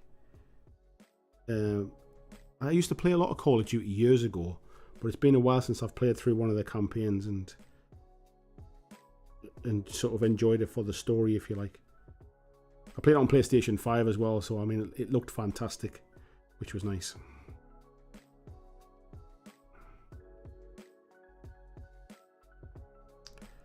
Yeah, I was impressed. Not impressed with the prices, mind. James is saying I got my kid a PS5 for Christmas and it comes bundled with Call of Duty, so I have to give it a shot when he opens it up. Yeah, definitely do, mate. I can recommend it. James has been playing Elden Ring and Gran Turismo. I'm not a like Elden Ring, that kind of like sort of, how would you call them, like that RPG type games. Not really my kind of thing, but more because I don't play games very often. So when I do, like it's been a while since I've been playing last, and so when I like things like Elder Scrolls, like I quite enjoy the game, but I end up like coming back to it and forgetting where I'm up to in the story and what's my mission again? What am I supposed to be doing? What's my plans?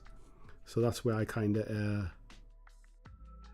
I much prefer things I can kind of drop in and out of, things like kind of like FIFA, like Call of Duty, where I can almost just drop in, have a half an hour blast on it, and then kind of leave it and come back to it later. But I am enjoying this this game, The Medium. It's a bit of a story thing, quite a clever kind of idea where the main character is a kind of like a psychic medium, and she keeps getting these kind of like flashbacks, and what happens is her kind of like she splits between like a kind of like an alternative world and the real world, which where the basic layout is the same, but the screen splits into two different sides, and when you move her forward, she moves forward on both sides, but there's different things to do in like the real world and in the spirit world, and it's just quite a quirky, quite an interesting sort of idea. But yeah, I'm enjoying it. I do like that metallic, I'll be honest. That is very, very nice. I will certainly be using that again.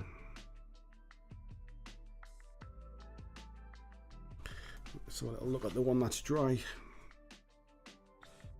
Yeah, it's dry. It's dry with like a bit of a, I want to say like a matte shine to it, but it has dried quite nice. I don't even think it necessarily needs a second coat, that metallic. Did miss the little ring around the wrist on that one. I think what we'll do is we'll get the Supernova Chrome and we'll put that on the chainmail there, and we'll see how it compares against that one. So let's give that a bit of a shake. Jim says he's also well into Persona 5 on his Steam Deck. Nice one, mate. I do quite like those Steam Decks, mate. I haven't got a huge amount of PC games though, so it would mean starting to buy games from scratch again. Nunja says he's been playing some Elden Ring as well, provides some great inspiration for fantasy games. And James Bray says, so Andy, I assume you'll be streaming some Call of Duty Pro Strategy soon then. 5 things beginners get wrong. That's the way to do it. You haven't seen me play, mate. I'm not good by any stretch. Ed says, hobby hangouts really helped me get through various lockdowns. They really helped me too, mate, to be fair. Kiddo Bataille is saying, very nice metallic. How does it compare to the Vallejo metal colour? I've not tried it, mate, to compare it, but I would say it is definitely better than the Citadel ones, that's for sure. And I normally use Citadel paints, so. And I've also used the silvers from P3 as well, and I would say that these are definitely better. Right, so. Clean up that nozzle a little bit. This one seems to be under a bit of pressure. It's pouring through. I think they must have overfilled this one a little bit. It won't stop coming out.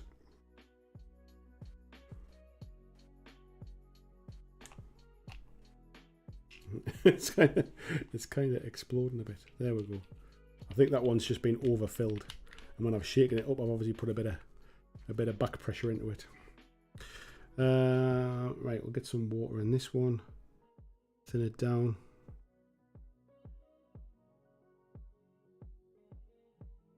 This one seems really nice as well.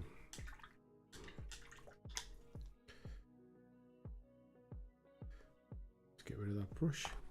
Let me just get down here. Spylord says, I'm lost on the website. A dizzying amount of brushes. Yeah, I can't remember the Rosemary and Co. which ones to recommend. There was a certain kind of brush that everybody. 37 seems to ring a bell. 37 series. I could be completely wrong with that though. Clyde saying that looks fantastic, and yeah, Spylord saying very shiny metal. It's nice. So this is the other one, the Supernova Chrome, which is much lighter, and we'll try this one on the chainmail.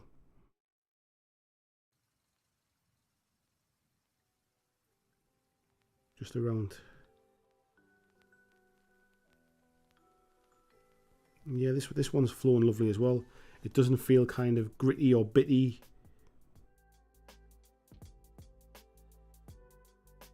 Just feels like it's flowing quite nice. Let me just touch that on that.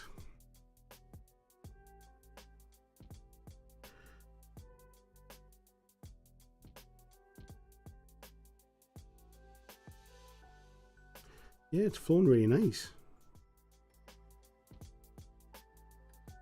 Very nice indeed.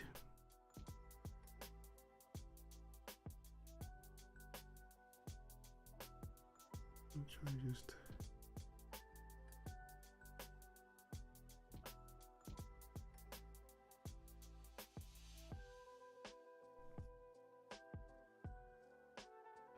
Let's try a little bit of a highlight type stuff on there as well. Give a bit of a shine to it. Yeah, I like that. It's quite nice. Do the same one here. I don't think there's not much chainmail on this one.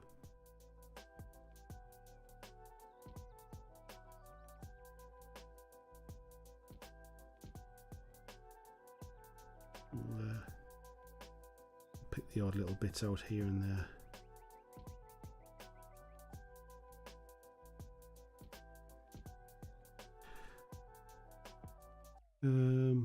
Type 40 Taurus says, yeah, I like how the metal's going on.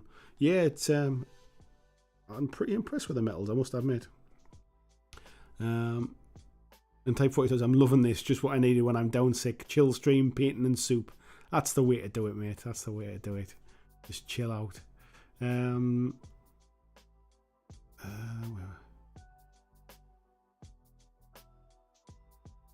are we up to here?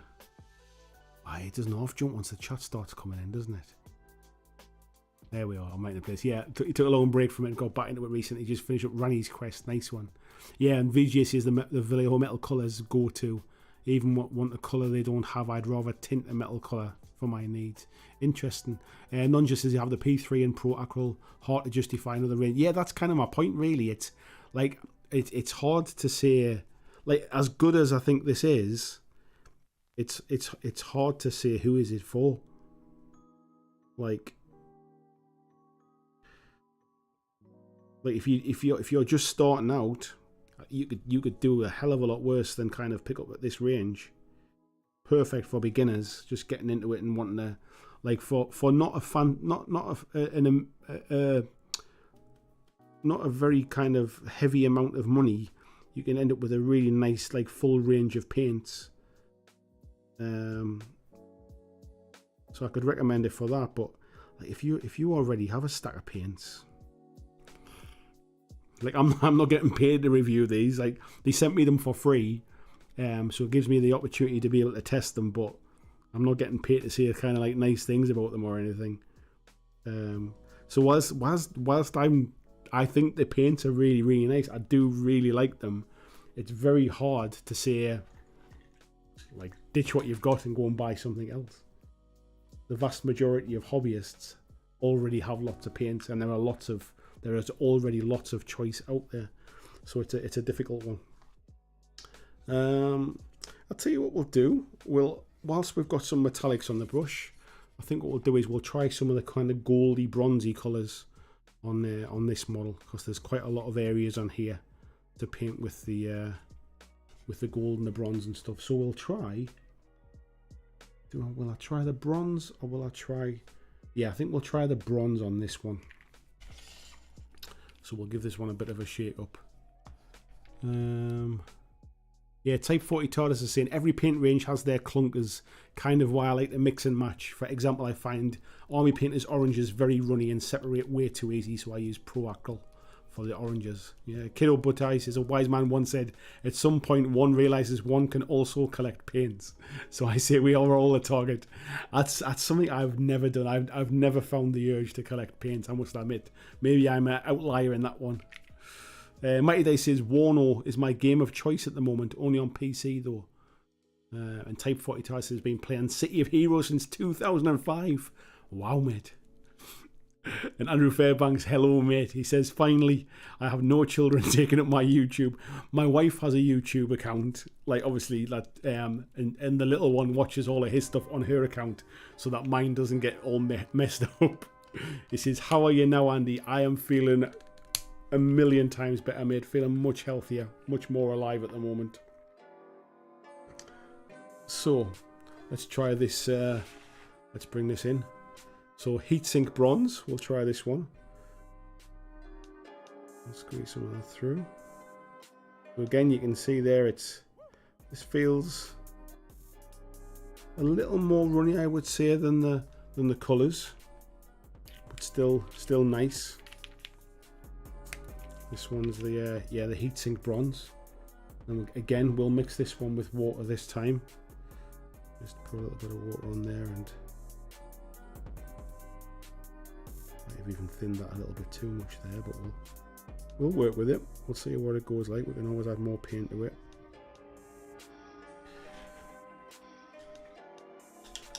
We'll see how it goes, man. Let's have a little look here. Ryan says he started playing XCOM 2 again. Forgot how hard it was. Explore No Fixes. Evening all. Mostly used Citadel for 20 years. Yeah, me too. With GW still resistant changing to drop bottles. The drop bottle thing doesn't bother me, I'll be perfectly honest. I know a lot of people are very anti the pots, but I don't mind those, I must admit. And he said he's the small and the increase in prices. Again, with the prices, it costs me more kind of to ship the other ones than it does to buy the GW stuff, which is why I always just ended up sticking with them. So we'll try this one. I think I might have. I'm not so sure. I was going to say I might have thinned this one a little bit too much, but actually it's going on quite nice. I might add a little bit of paint to it though. It might be just that little bit thin.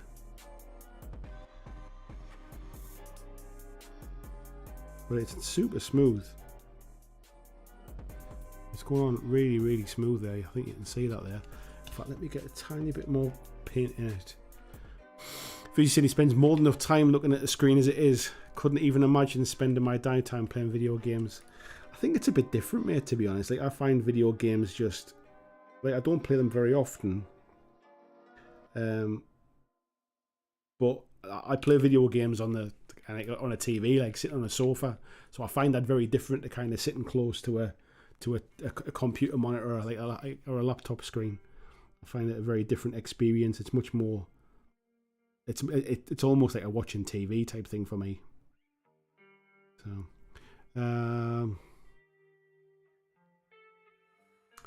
Norfolk saying I've also found the quality dropping in Citadel too, so it was an easy switch.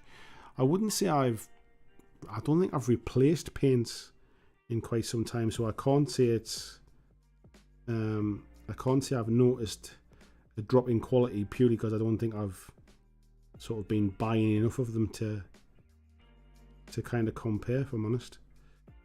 Yeah, I've put a little bit more paint into that, a little bit more pigment, and it really is going on nice, mind. I think what we'll do is we might try the washes over this one as well. I haven't even decided how I'm going to paint this really. I'm just kind of painting this at, I'm winging it a little bit here.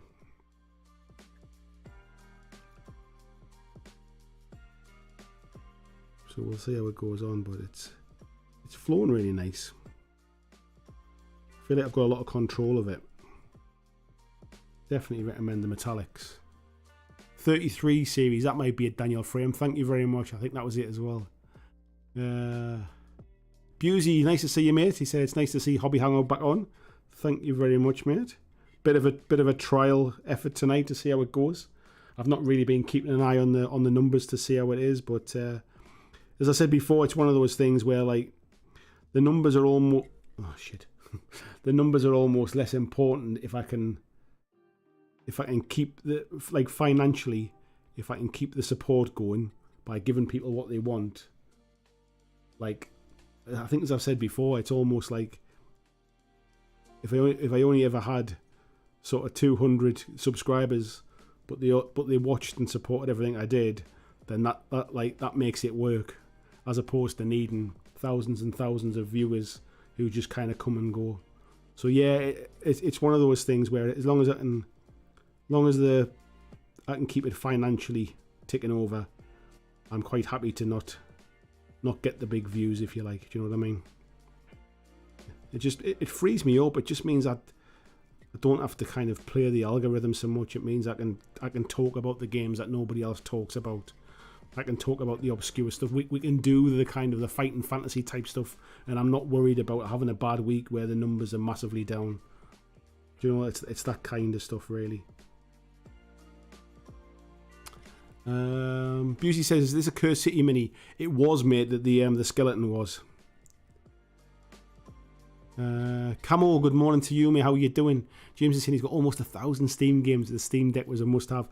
Yeah, my older sons, they're massive PC gamers, and they have like huge Steam accounts as well with thousands and thousands of games. Well, I'm assuming it's thousands of games. It looks like it. I'm sure they would never admit it's that many though. Kiddo saying the Vallejo metal colour is really good when you want silvers and aluminiums. The copper's okay and the gold is garbage. Interesting, mate. Interesting. I didn't realise that it was just the silvers that were really sort of useful. Colin was saying 4Hammer's done a good review on various brush sets. Yeah, I think I think there's, again, I think it's like it's one of those things where it's hard to tell. Like it's almost lifespan of a brush.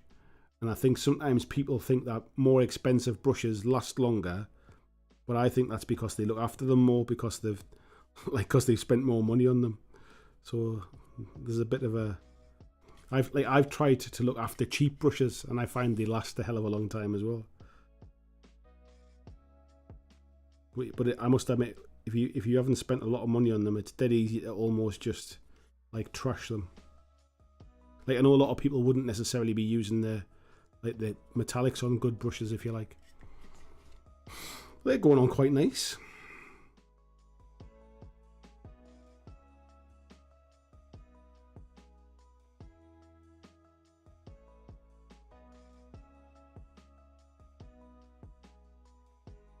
Just tidy up some of these little bits.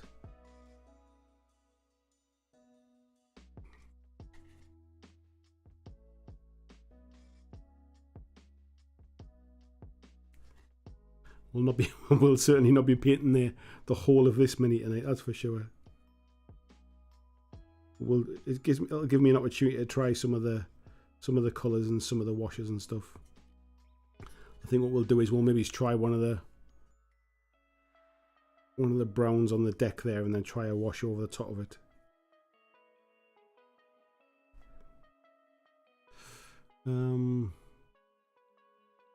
Nonjus has got a run. Thanks for the stream. You are welcome, mate. Zevo, hello, buddy.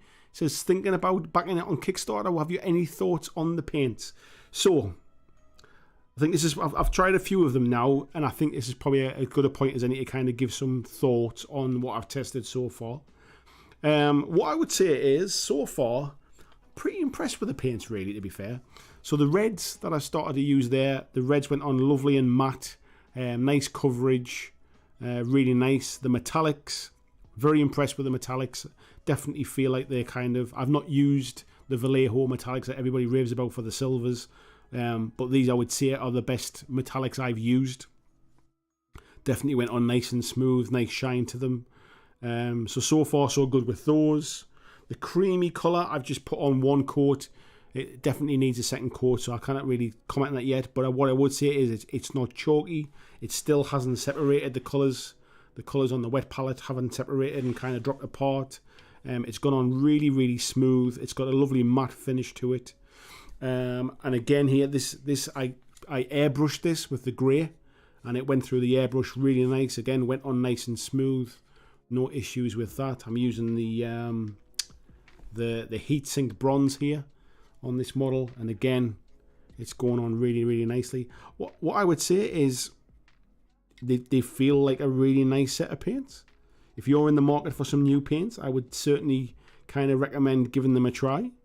If you've got paints that you're happy with, I wouldn't say that there's anything kind of like, they don't do anything, they're not like sort of like how contrast paints did something a bit different. I wouldn't say there was suddenly like something that was like something where you need to go out and sort of replace all of your paints with them. But if you're in the market for some new paints, definitely metallics. I would say the metallics are among the best I've used, I think, if not the best. I really will be using the metallics more often, I think. Washers I've not tried yet. I've thinned the paints with both the thin and medium that they sent, and I've thinned them with water as well, and I've found both have worked equally well. The dropper bottles are really nice. The consistency, like the viscosity of the paints, they're a little bit thicker, I think, than probably are they thicker than GW stuff, the Citadel stuff? Probably about the same, to be fair, but then the upside of that is it's just you get more by thinning it out, I suppose. So yeah, I'm pretty happy with them so far, mate. Andrew's saying hard to go wrong with GW Retributor armor for gold. Yeah, you're right. Actually, the Retributor armor is okay, but the other ones are a bit garbage. Luke says it looks like after first impression of a few colours, these paints are solid. Yeah, I would definitely say, mate, they're pretty solid. That's a good way to put it. I think they're a really nice set. If I'd bought this with my own money and bought a full set of them, and they were the only paints I have, I would not be disappointed with them, mate. I think that's fair to say. Which bits do I paint now? I'm just kind of looking at it now. I'm getting there's too much to do on it. I'm getting analysis paralysis now of what I should be doing. The metallic-y bits look like the sort of these bits along here look like they should have paint on. We'll do them bits.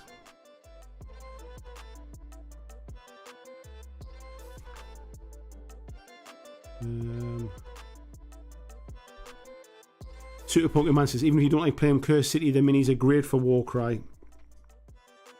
Yeah, to be honest, I held off painting the Curse City stuff purely for the fact is I disliked the game so much I was just going to sell it. And I thought I'm not going to... I don't want to be selling it with like half-finished painted minis. But actually, now it's out to buy again. I don't really feel any need to sell it anymore now. It was different when I thought people wanted to play it and they couldn't get their hands on it. But it's available to buy again now, so I'm not really that fussed about selling it. So I think what I'll do is over time I might just paint the minis I like the look of. There's a few like nice minis in the box. I'll get my money's worth out of it by hobbying with it, like, shall we say, because I'll probably never play it. And the way those expansions have come out is, yeah, I think the less said about that, the better. What an absolute joke that's been. Right, I think will we paint those bits? I'm just kind of like staring at this now, not really knowing how to paint it. I think we'll paint some of these bits around here, and then we might go back to the skeletons.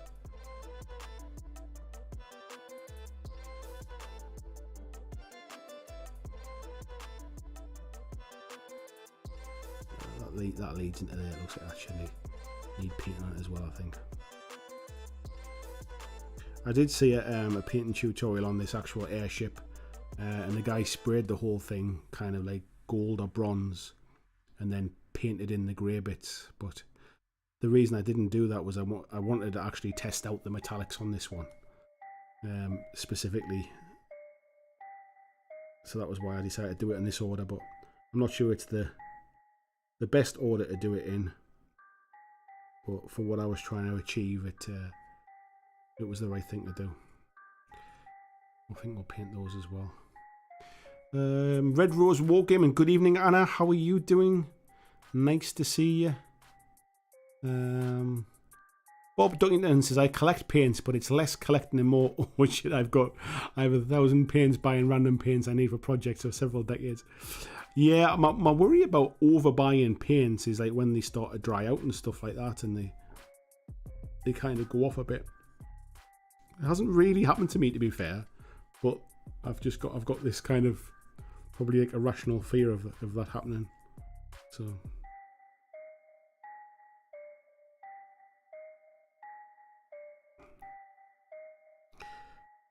if I go quiet, I apologise, folks. Sometimes I just kind of zone out and forget that I'm streaming. VG said, took the time to set up YouTube Kids for his little guy. Got sick of his recommended feed being Minecraft streamers. That's kind of what was happening with my stuff before. Is like he watches a lot of like Friday Night Funkin', Minecraft. Lanky Box is one of the channels he watches as well. So I was starting to get all that stuff like sort of like recommended in my feed. So yeah, so he uses my wife's YouTube login now.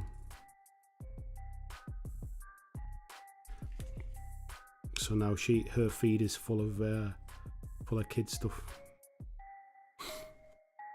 John says it's nice having a paint range you can easily pronounce compared to GW's trademark colours. You say that, mate, but we have blue, which is a bit of a funny one. We've got Comorac Lilac. We have, let's have a look. There's some funny ones. We've got is that Tlalocan red. So yeah, it's not just GW, to be fair. It's not just GW.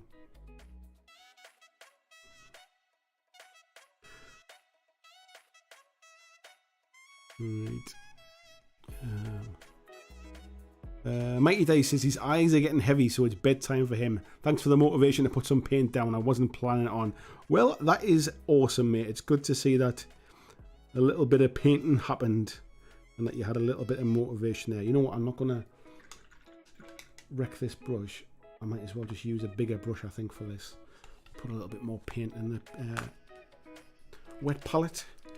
Let's have a little look here.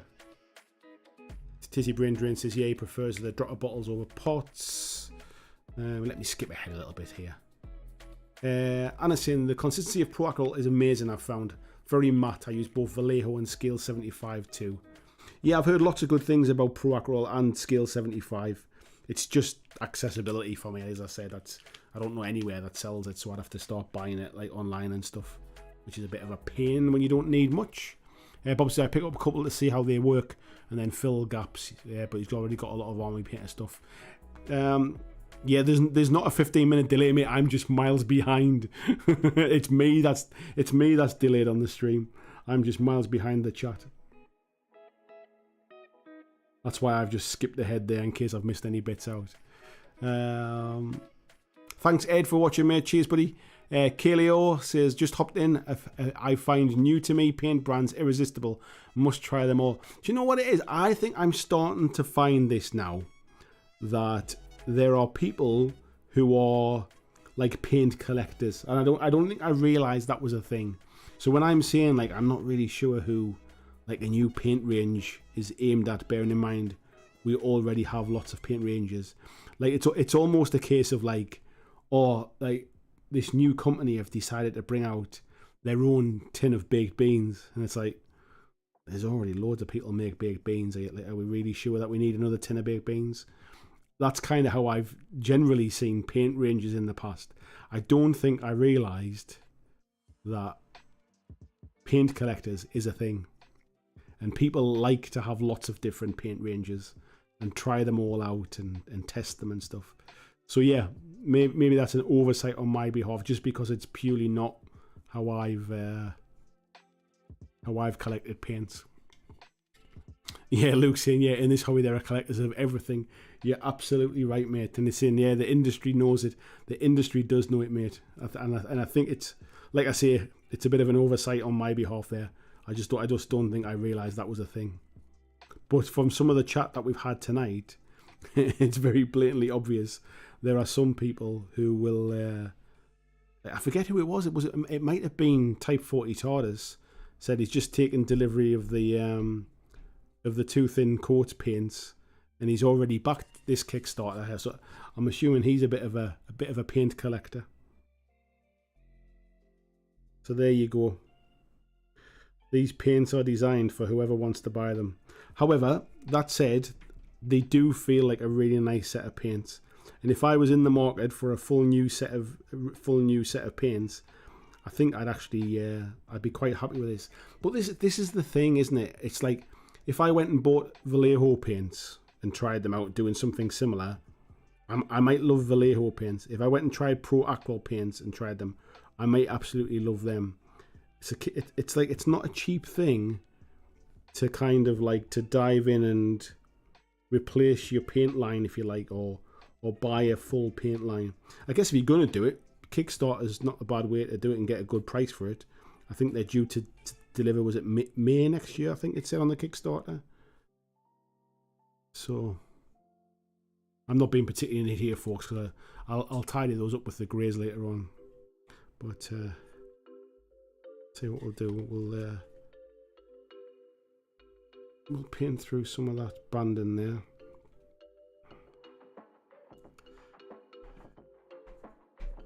But yeah, this kind of, what's it called? This heat sink bronze. It's going on really nice.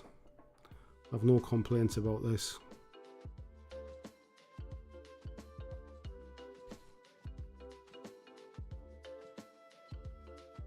Right. I think what we'll do is I'll leave that there. So at least we can kind of see how that's going on very nicely. We'll leave that and let that dry a bit, and we'll go back to Mr.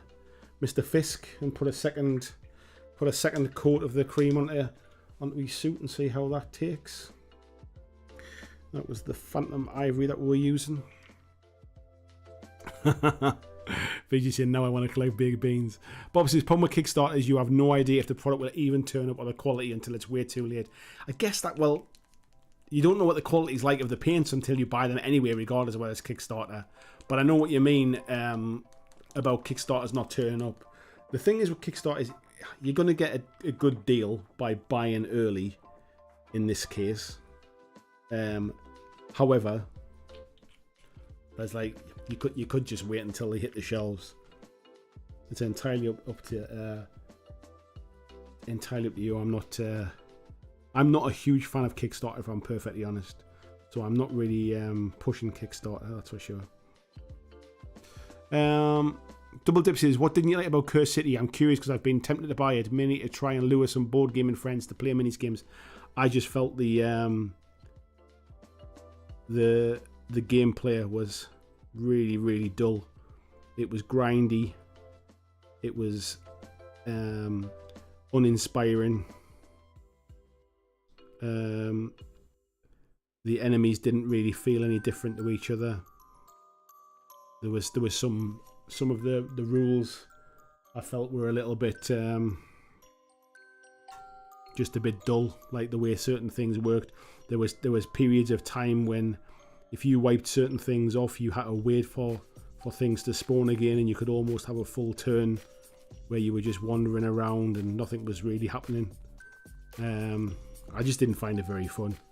Now, caveat that with, I played it solo the first time because I think it was during lockdown. So at the time I played it solo. So it might be something if you're playing with a group of people, you can you get the excitement from playing with friends, but then that still doesn't say the game's very good, kind of thing. I just wasn't inspired. I was really excited for it. I loved the theme of it. I loved the background story to it. I bought the novel and I've listened to the audio book as well, and I actually quite enjoyed the Curse City story. But the game just wasn't very inspiring. And then the mess of the expansions, where you don't get any minis in the expansion, but not only do you not get any minis, you don't even get like cardboard tokens to substitute for the lack of minis. They then expect you to go out and spend like £150 on top of the price of the expansion for the actual minis themselves.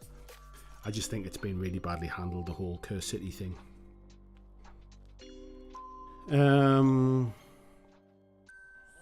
Yeah, Luke says, for a small scale game, there's nothing small about that airship, is there? No, it's quite the size, mate. It is quite the size.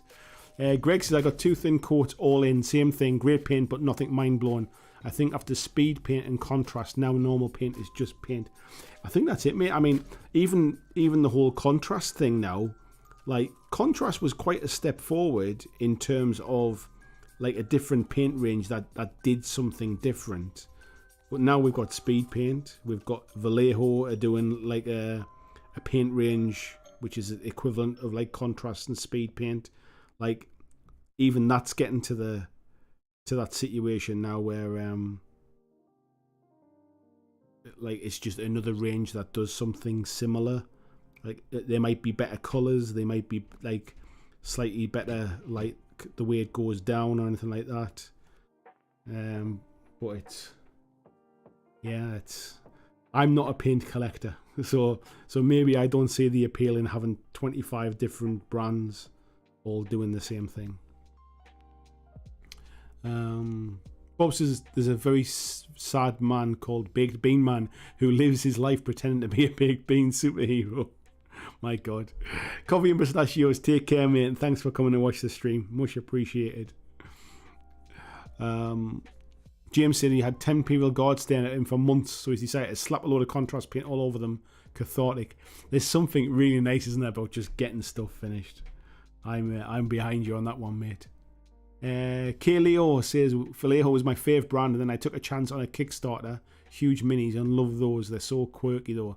Not everyone will like them. I feel compelled to try every brand. Yeah, I as I said before, I'm definitely not like a paint collector. I don't feel the need to try Like, and I think it's because I'm not like a great painter. Basically, I would consider myself, I think I said before, like kind of average at best in terms of like I can do a good job, but it takes me so long that actually sometimes I just prefer doing a quick job or doing like a lesser quality job but getting it finished, because I think sometimes I get bored before I get finished. So yeah, as Jim says, sometimes just slapping a bit of contrast paint on it is quite cathartic, just getting them done. It's not for everyone, and I wouldn't do it for every kind of set of minis, but sometimes things like army painting and stuff, it's amazing how far you can get with a spray primer.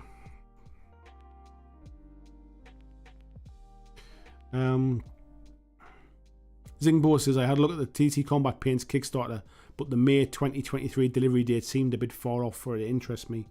I don't think that's bad for a Kickstarter, but I know what you mean. It's quite a long way off. But like 6 months, 7 months, it's actually not that long for a Kickstarter to deliver. Very few Kickstarters deliver faster than that.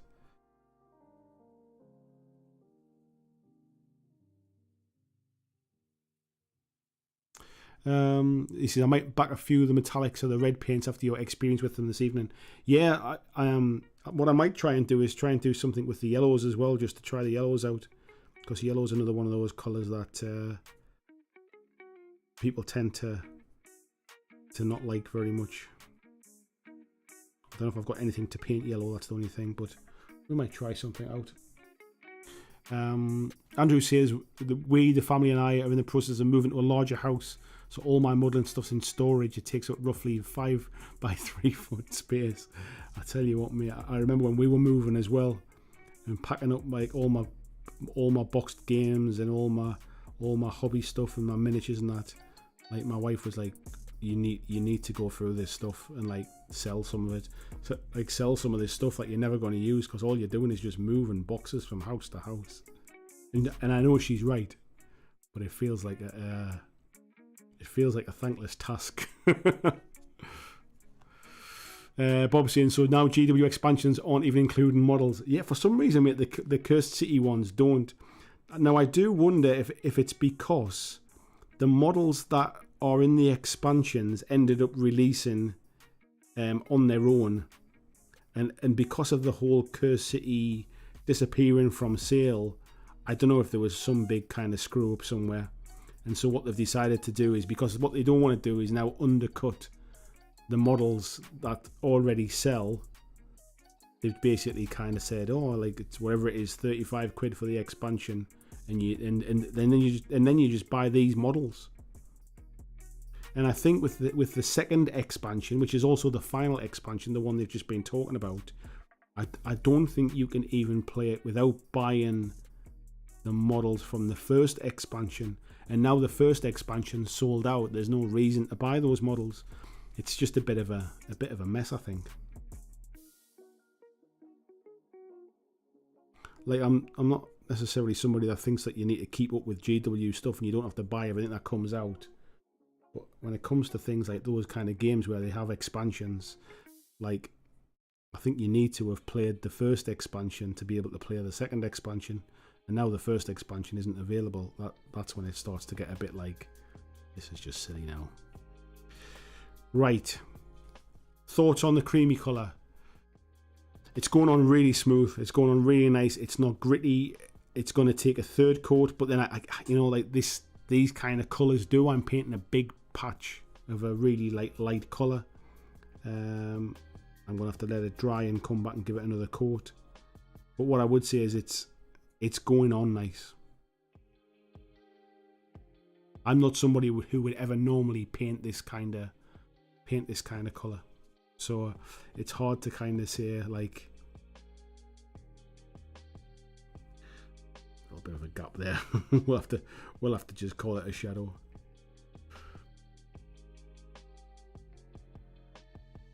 Let's get around here a bit. because there are some areas where it was black basically. I was kind of painting. You can see the colour of the face and stuff. It was kind of dry brushed a bit of white over the top of the black, but yeah, it's going all right. It's going all right, I must admit. Coverage is, it's hard to say the coverage is good or bad because I'm having to put probably 3 coats on that, but that's more to do with the colours I'm using, I think. What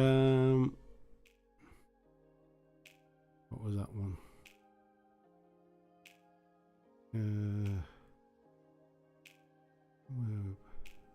Spylord saying the ivory is great on that second coat. I'm impressed. Yeah, it's definitely going on well, but it definitely needs a 3rd coat on that, but that's more to do with the prime colour underneath it, I would say. Leo says it's not so much an appeal having all the brands as an unhealthy obsession. I would agree, mate. Double Dip says, appreciate your comments on Curse City. Can you recommend a miniature-based board game that might interest board gamers? I think something like kind of... I mean, there's so many now. There's so many, but a lot of the Simon games, things like Zombicide and stuff, like they're relatively straightforward. There's those kind of games. I'm trying to think what else I would kind of recommend. What did we do? We did the Capo Red before, didn't we? Let's come in with the... Let's do a little bit of highlighting with the Viscera Red. We'll try and highlight up from that a little bit. In fact, no, I'll tell you what we'll do. I'm going to put a wash. I'm going to put a wash over it to see what the washes are like. So let's go with the Umber wash, which is what I would probably call like kind of Agrax Earthshade. Let's try that just to see what it's like. Bob's saying there are differences in ranges making it worth buying some. Yeah, you need to find your style and stick to it. I think that's it. Greg says by far best co-op game I've played, and it's back on Kickstarter now. Old Sworn. Yeah, I've heard a lot of good things about Old Sworn. Is it what do you call? He's back on Kickstarter as well at the minute. Is it Cthulhu Death May Die? I've heard good things about that one as well. Bob says matte is nice, but scale 75 is so matte it can make blends look much rougher than more satin paints do. I've heard that, mate. Yeah, as well. My God, I can't open this one. There we go. Skulldoggery, good evening. He says, what's that saying? You can paint your mini any colour you like so long as it's finished. My saying, I think it was I'd said, is my favourite colour is done. So let's have a little look at the wash here as well before I squirt it out. So because we've got a dropper bottle, we've obviously got to put the wash on here as well. So you can see this is obviously a lot more runny than the paints. So we'll put a bit of it on there. It looks quite dark, that, but we'll thin it down a little bit with the thinning medium, I think.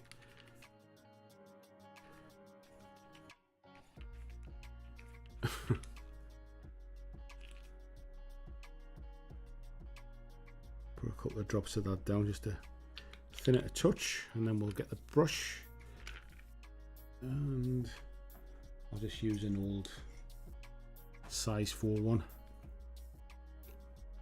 and we'll just give that a bit of a mix together.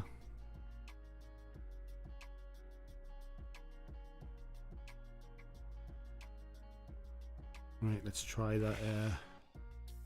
Let's try that. We'll give this a wash over top. I haven't completely painted the mini. I haven't done any of the bone stuff, but it was kind of highlighted white. So we'll see how that comes out. No, I'm not one for being sort of a bit specific with my washes. I tend to just wash the whole thing and then highlight back up. So this will give us an opportunity to see kind of how it looks when it dries on. I thought we'd do this before we start to highlight the red up. We'll see how it goes. Initial thoughts. Doesn't seem to kind of pool as much as something like an Agrax Earthshade, which is quite nice about it. So you can see here, it may be because I thinned it down a little bit, but it's not like really pooling up the same way. It's definitely like kind of staining it, and it does, if you obviously put it heavy into the recesses there, it will kind of give you a little bit of pooling and stuff, but it seems to flow quite nice.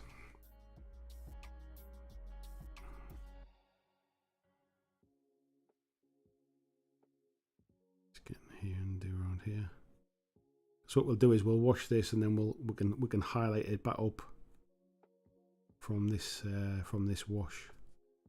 Just trying to make sure I don't miss any of the cloak and stuff here. Getting into the backs of it. We'll see.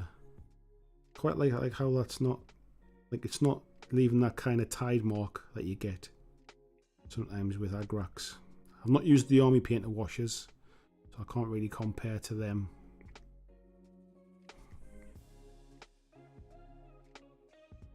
But do the same with the other skeleton as well.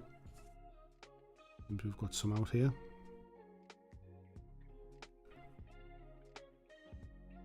Always highlight it back up again, so not to worry about that stuff. What we're seeing here.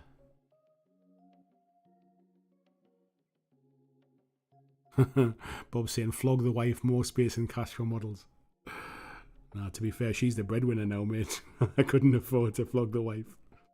Although she's a good one, so I'd make a few quid off her. Right. Smudge there, Blair saying looking good. Yeah, it's alright, mate. Ryan says I'll double on Allsworn. I think it's really good. If you're into story and art, most games by Awakened Realms tick those boxes. I've heard nothing but good stuff about it, if I'm being honest. Where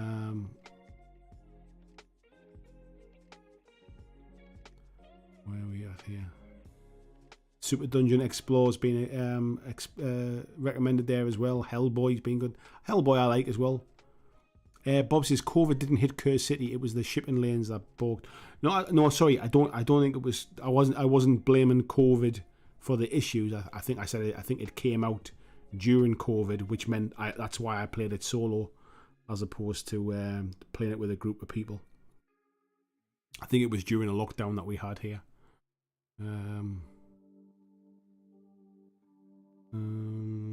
We scroll down here a little bit. Just put a bit more of this wash on the thing. Bob's in the wash is super thin. It's almost a glazed in a wash. It is quite thin actually. I'll try it a little bit straight from the bottle, just so we can see what difference that makes. Because I did thin it down because it looked quite dark. So this is straight from the bottle here. And to be fair, let's just thin that down a bit. Sorry, not thin it down. Sorry, you get some more on the brush. Even that straight from the bottle. It doesn't pool too bad. It is more of a glaze, which is quite nice actually. It's given us a nice effect. Don't dislike it, that's for sure. So yeah, even straight from the bottle, it's oops, let me get it back on camera. Apologies for that. It's one of the things I found when I'm doing these painting streams. I quite often kind of forget that I'm streaming. I'm forgetting that it's got to be on camera, and I get kind of carried away with the painting. So yeah, apologies if it keeps drifting off. So we'll let that dry, and we'll see how that turns out. And we'll try and highlight back from that. See what we'll do. We'll try a little bit of the same wash here. We'll try a bit of it over some of this bronzy colour.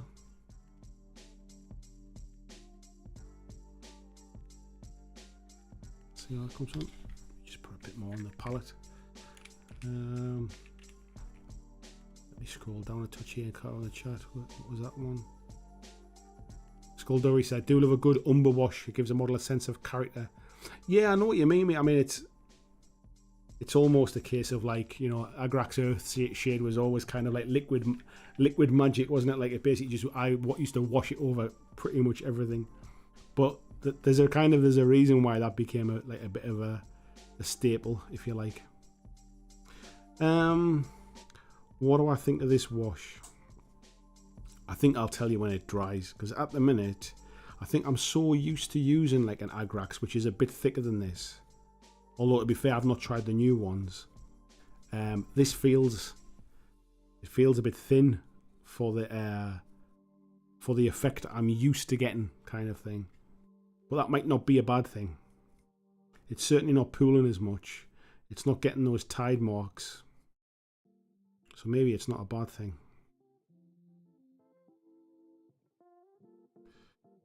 We'll just try it down these bits here, and then we'll leave that. But if I go over these bits here to try and get it into the recesses a bit, we'll see how that dries.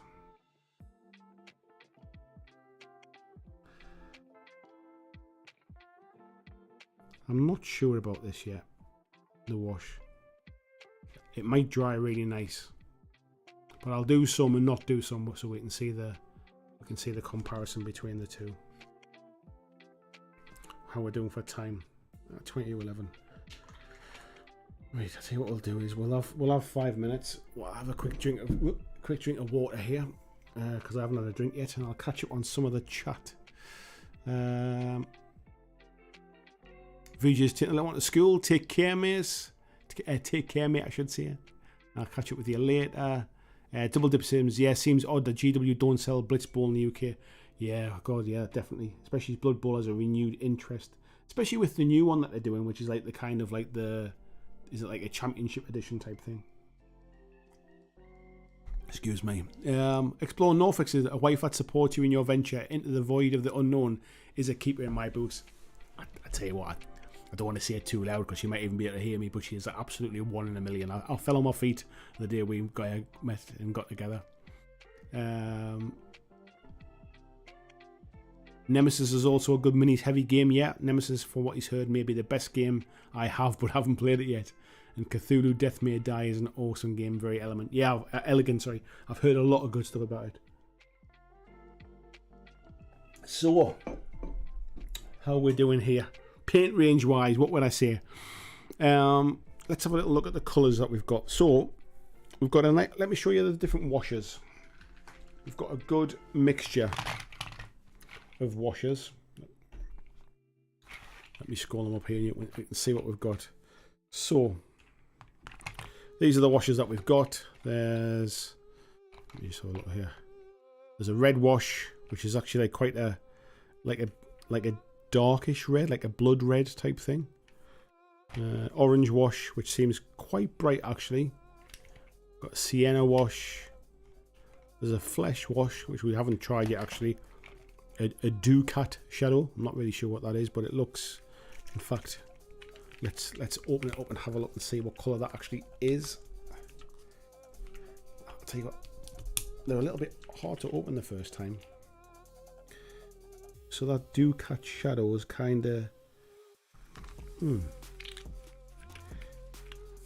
me just move these out of the way. It's kind of that colour, whatever that colour is.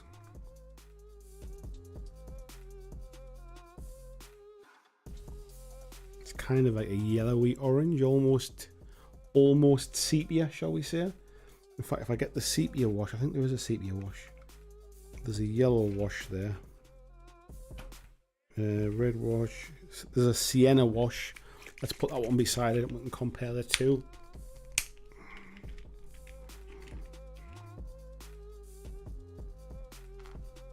So that's definitely more of a sepia kind of brownie colour. And then we've obviously got the umber wash there as well. So some of these washes are quite kind of relatively close together. Let's pop the orange wash on.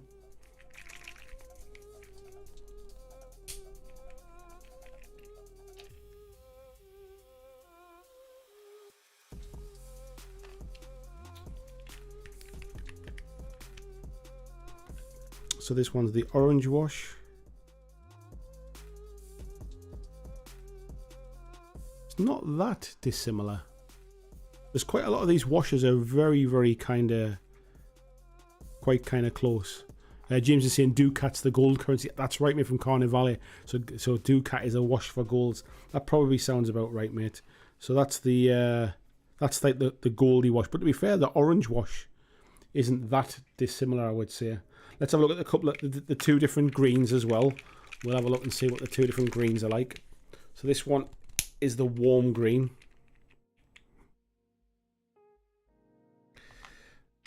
And then this one is the cold green.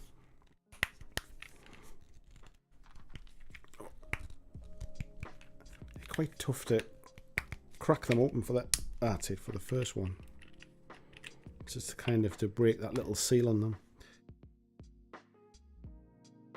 So yeah, the second one is the cold green there. So let's a little bit of water and just thin them down a bit.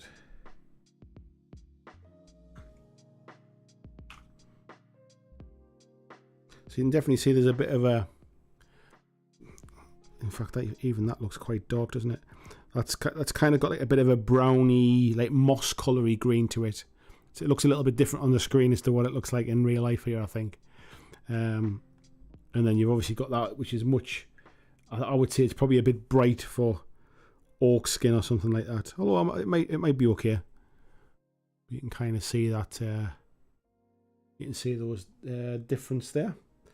The yellow wash. Let's have a look at that.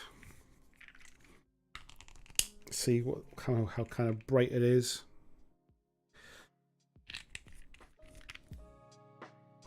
So that's the yellow wash there next to the orange one, I think it is. We might as well get the red wash as well and pop it alongside it. Tony says, I like that dirty green. Yeah, it's quite nice actually, mate. I can see a lot of kind of uses for that.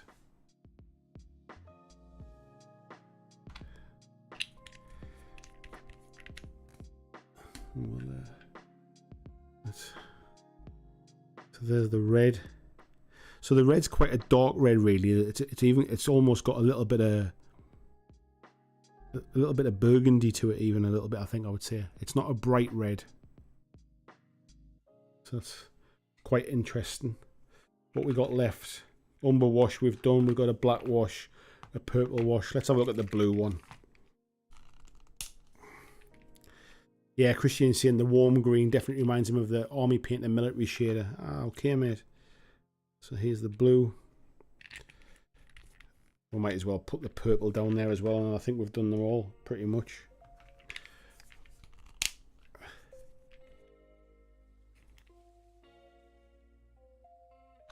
Kilio said, I'd be interested in seeing how different washes are best used rather than just using a brownish wash on everything. So things like the purple wash go really well on flesh, to kind of like, because we've got like a bit of a purpley tinge to our skin, if you like. So sometimes around, like, rather than just using a normal flesh wash, using the purple wash sometimes works really well. The blue's got a very like a turquoisey tone to it, rather than being a really bright. Oh, there's the purple. So the blue's got a bit of a turquoisey tone to it, which I quite like actually. But yeah, the washes look quite nice, I'll be honest. I think the only one we haven't done is the skin, the flesh wash. So let's, oops, just knocking my miniatures over. Let's try that one out and see how that one goes. So there's the flesh wash. Let me get some clean water and just spread that one out. Yeah, that one's definitely got like a bit of a flesh tone to it on camera. So you can see the different washes there. Let me zoom this out a touch. You can see the different washes there. So is that the warm green and the cold green? This one was the orange. This one was the sienna wash. This one was the kind of like the gold, which I think actually that one would look lovely over the top of gold. It actually feels like it's got a bit of a goldy, like, sort of tinge to it. Yellow, blue, purple. What was that one again? Can't remember what that one was now. That's the flesh wash. That one was the red. Ah, that's right. That was the red wash. So the red wash looks a little bit kind of, yeah. Let's pick some of the kind of like the brighter colours as well. So there's this one called Ogre Bogey, which I quite like the sound of. I haven't shaken it very much, to be fair, but we'll try a little bit of that just to kind of see what colour it looks. And we'll try a bit of the spotlight yellow as well, just to compare to that one as well.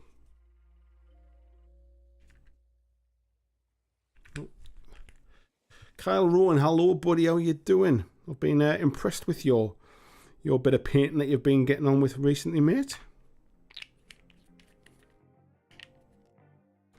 So, those are a couple of the brighter colours there. So we've got that ogre bogey there. Looks like quite a nice... Get a little bit of water on that. Bit of a nice green colour to that. And let's just thin the yellow out there a little bit. A bit too much water there, I think. Yellow looks quite nice, actually. Looks like it's got... Have I got anything I can kind of paint yellow? You know what? I'll tell you what we'll do. We'll paint his tie yellow just for the purposes of trying the yellow out.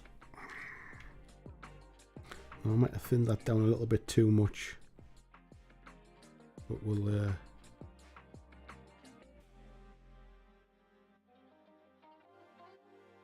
still going on pretty well, to be fair.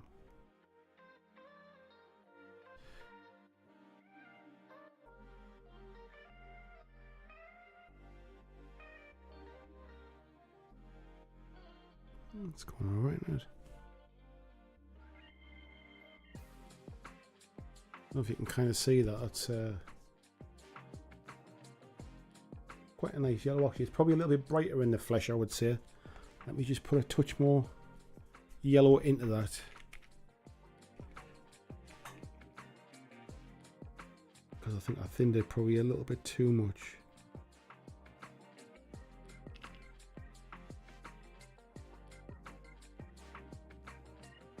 There we go. Just thin that out. That's it. There we go. And then we just highlight that out.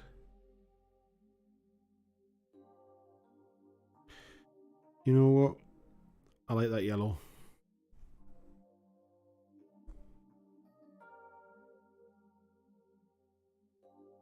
That's gone on quite nice, actually. That's gone on quite nice. I don't think he's going to have a yellow tie. I'll be painting over the top of it, but it gave me an opportunity just to try it out anyway.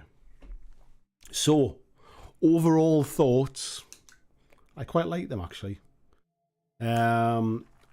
I've used some Army Painter paints.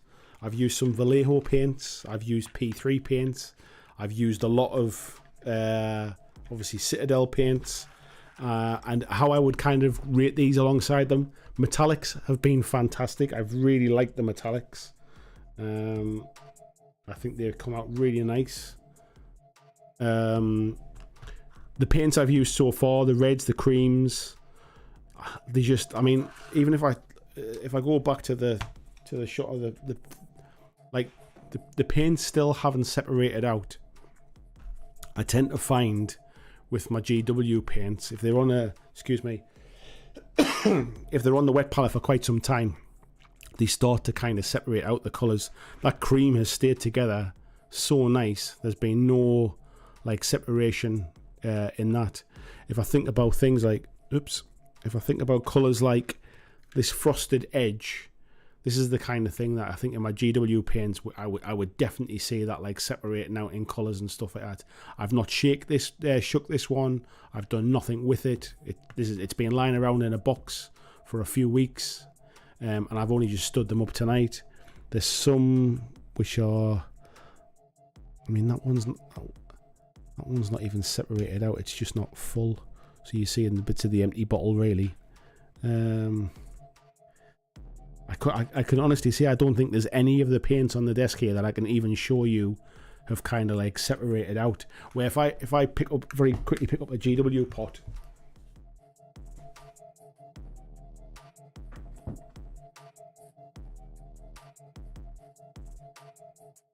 have a look and see. I'm trying to think of one of the colours that.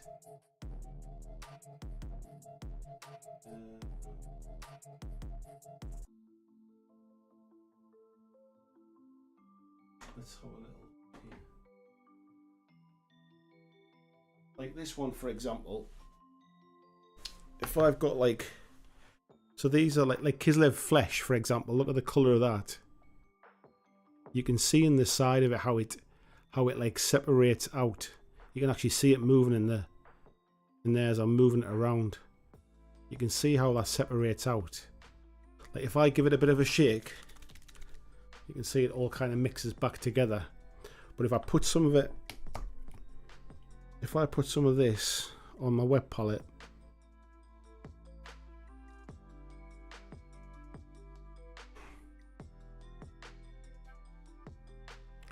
I put some of that on here, and then a little bit of water just to thin it out, because it actually looks quite grainy in there. We'll leave that for a bit and we'll see if that like separates out, because I'm sure, in fact it's probably a bit, just thin it out a little bit more. That's probably better. What you tend to find, for some reason, I'll leave that under the camera just while we're talking. You can see with some of these other GW ones, this Celestra Grey here, like these seriously kind of separate out.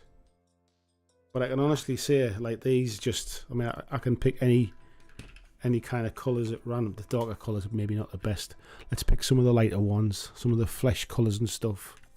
Halfling skin, one we haven't used, crypt bone. Like you can see these. Maybe that's probably the only bit I can see where there's been a little bit of separation. You can see where it's obviously been lying there. So that's about as much as I've got, but it's not like most of these lighter colours are pretty good. Where that Kislev flesh one is notorious for, it always seems to, I mean, you can see on the side, it always seems to get a bit of a grey to it. Let's have a look in the chat here, and we'll leave those while they're kind of drying. Christian saying, yeah, the yellow looks nice. The yellow did look really nice actually, mate. Yeah. Super Punk Man says break time. Tony's helping everyone out there with a little bit of stuff as well. Kilo's taking loads of notes. Nice one. So yeah, I think it's just I've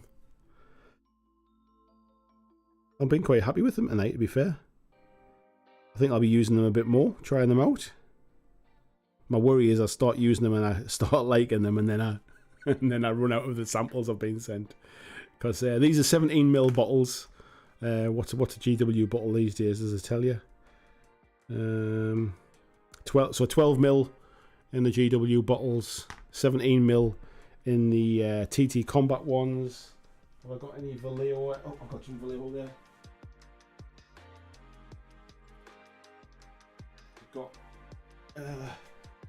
We've got the Vallejo bottles, which are 17ml as well. But I do find that the Vallejo droppers, which like you can see there, like it's kind of a bit wet on the end and stuff. These tend to split a little bit on the end, and I would suggest, let me have a look at the other one. See, that one's pretty much the same.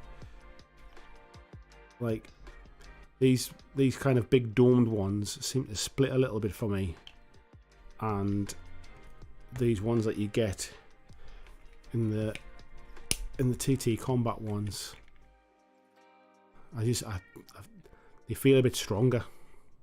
I quite like them. Skulldoggy says, I have that separation problem with Rakarth flesh, but oddly not with Morghast bone or Shabbaty bone. What did I pick up? I picked up Celestra Grey, Kislev flesh, Pallid Wish flesh is another one as well. I think if I open that one up, if you see in there how black that looks inside, but it's Pallid Witch flesh, is just the way it's separated out. If I pour it over a little bit, I don't know if you can see, you can kind of see the paint underneath. It's almost as if I mean, you can see in the lid,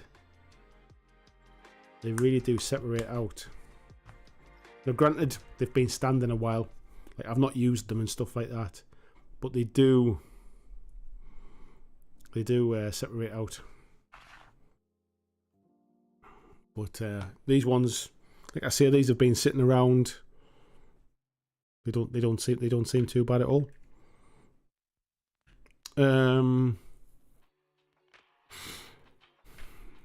Tony saying, yeah, 12mm for GW. Christian saying 17mm will last a very long time. Yeah, I think so, mate. I think it'll last quite some time, mate. I don't think they've filled all of these up to 17mm, to be fair.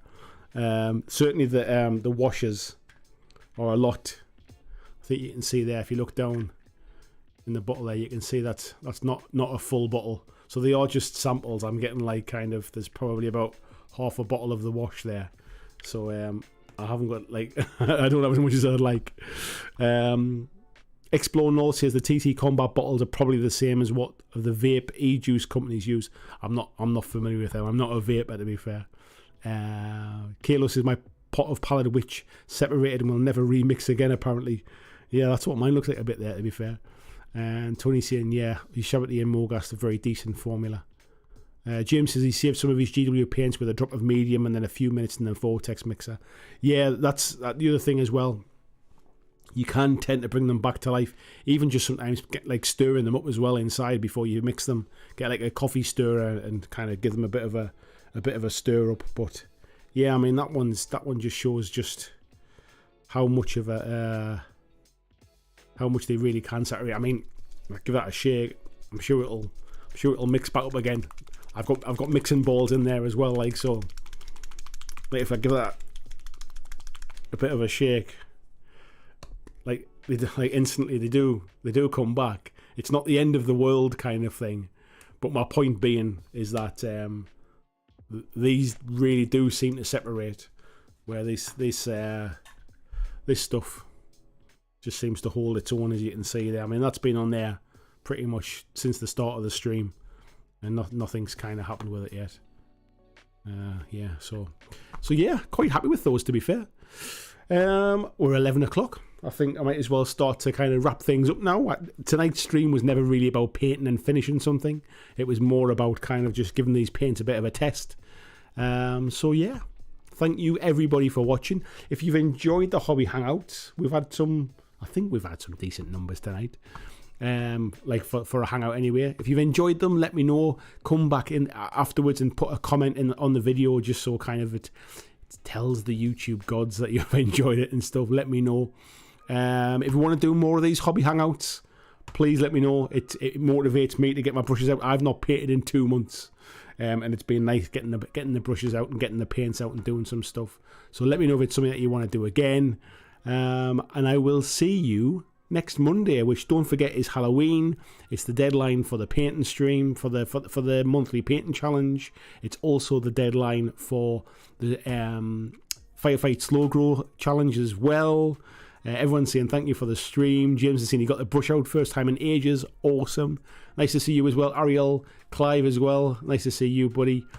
Blair saying the TT Combat droppers are a bit like Vallejo, but definitely look at TT Combat paints. I would say the Vallejo droppers actually aren't as nice as those ones. Tasty Brain Drain saying good night as well. Thank you very much, folks. I will see you all on Monday's stream. Take care.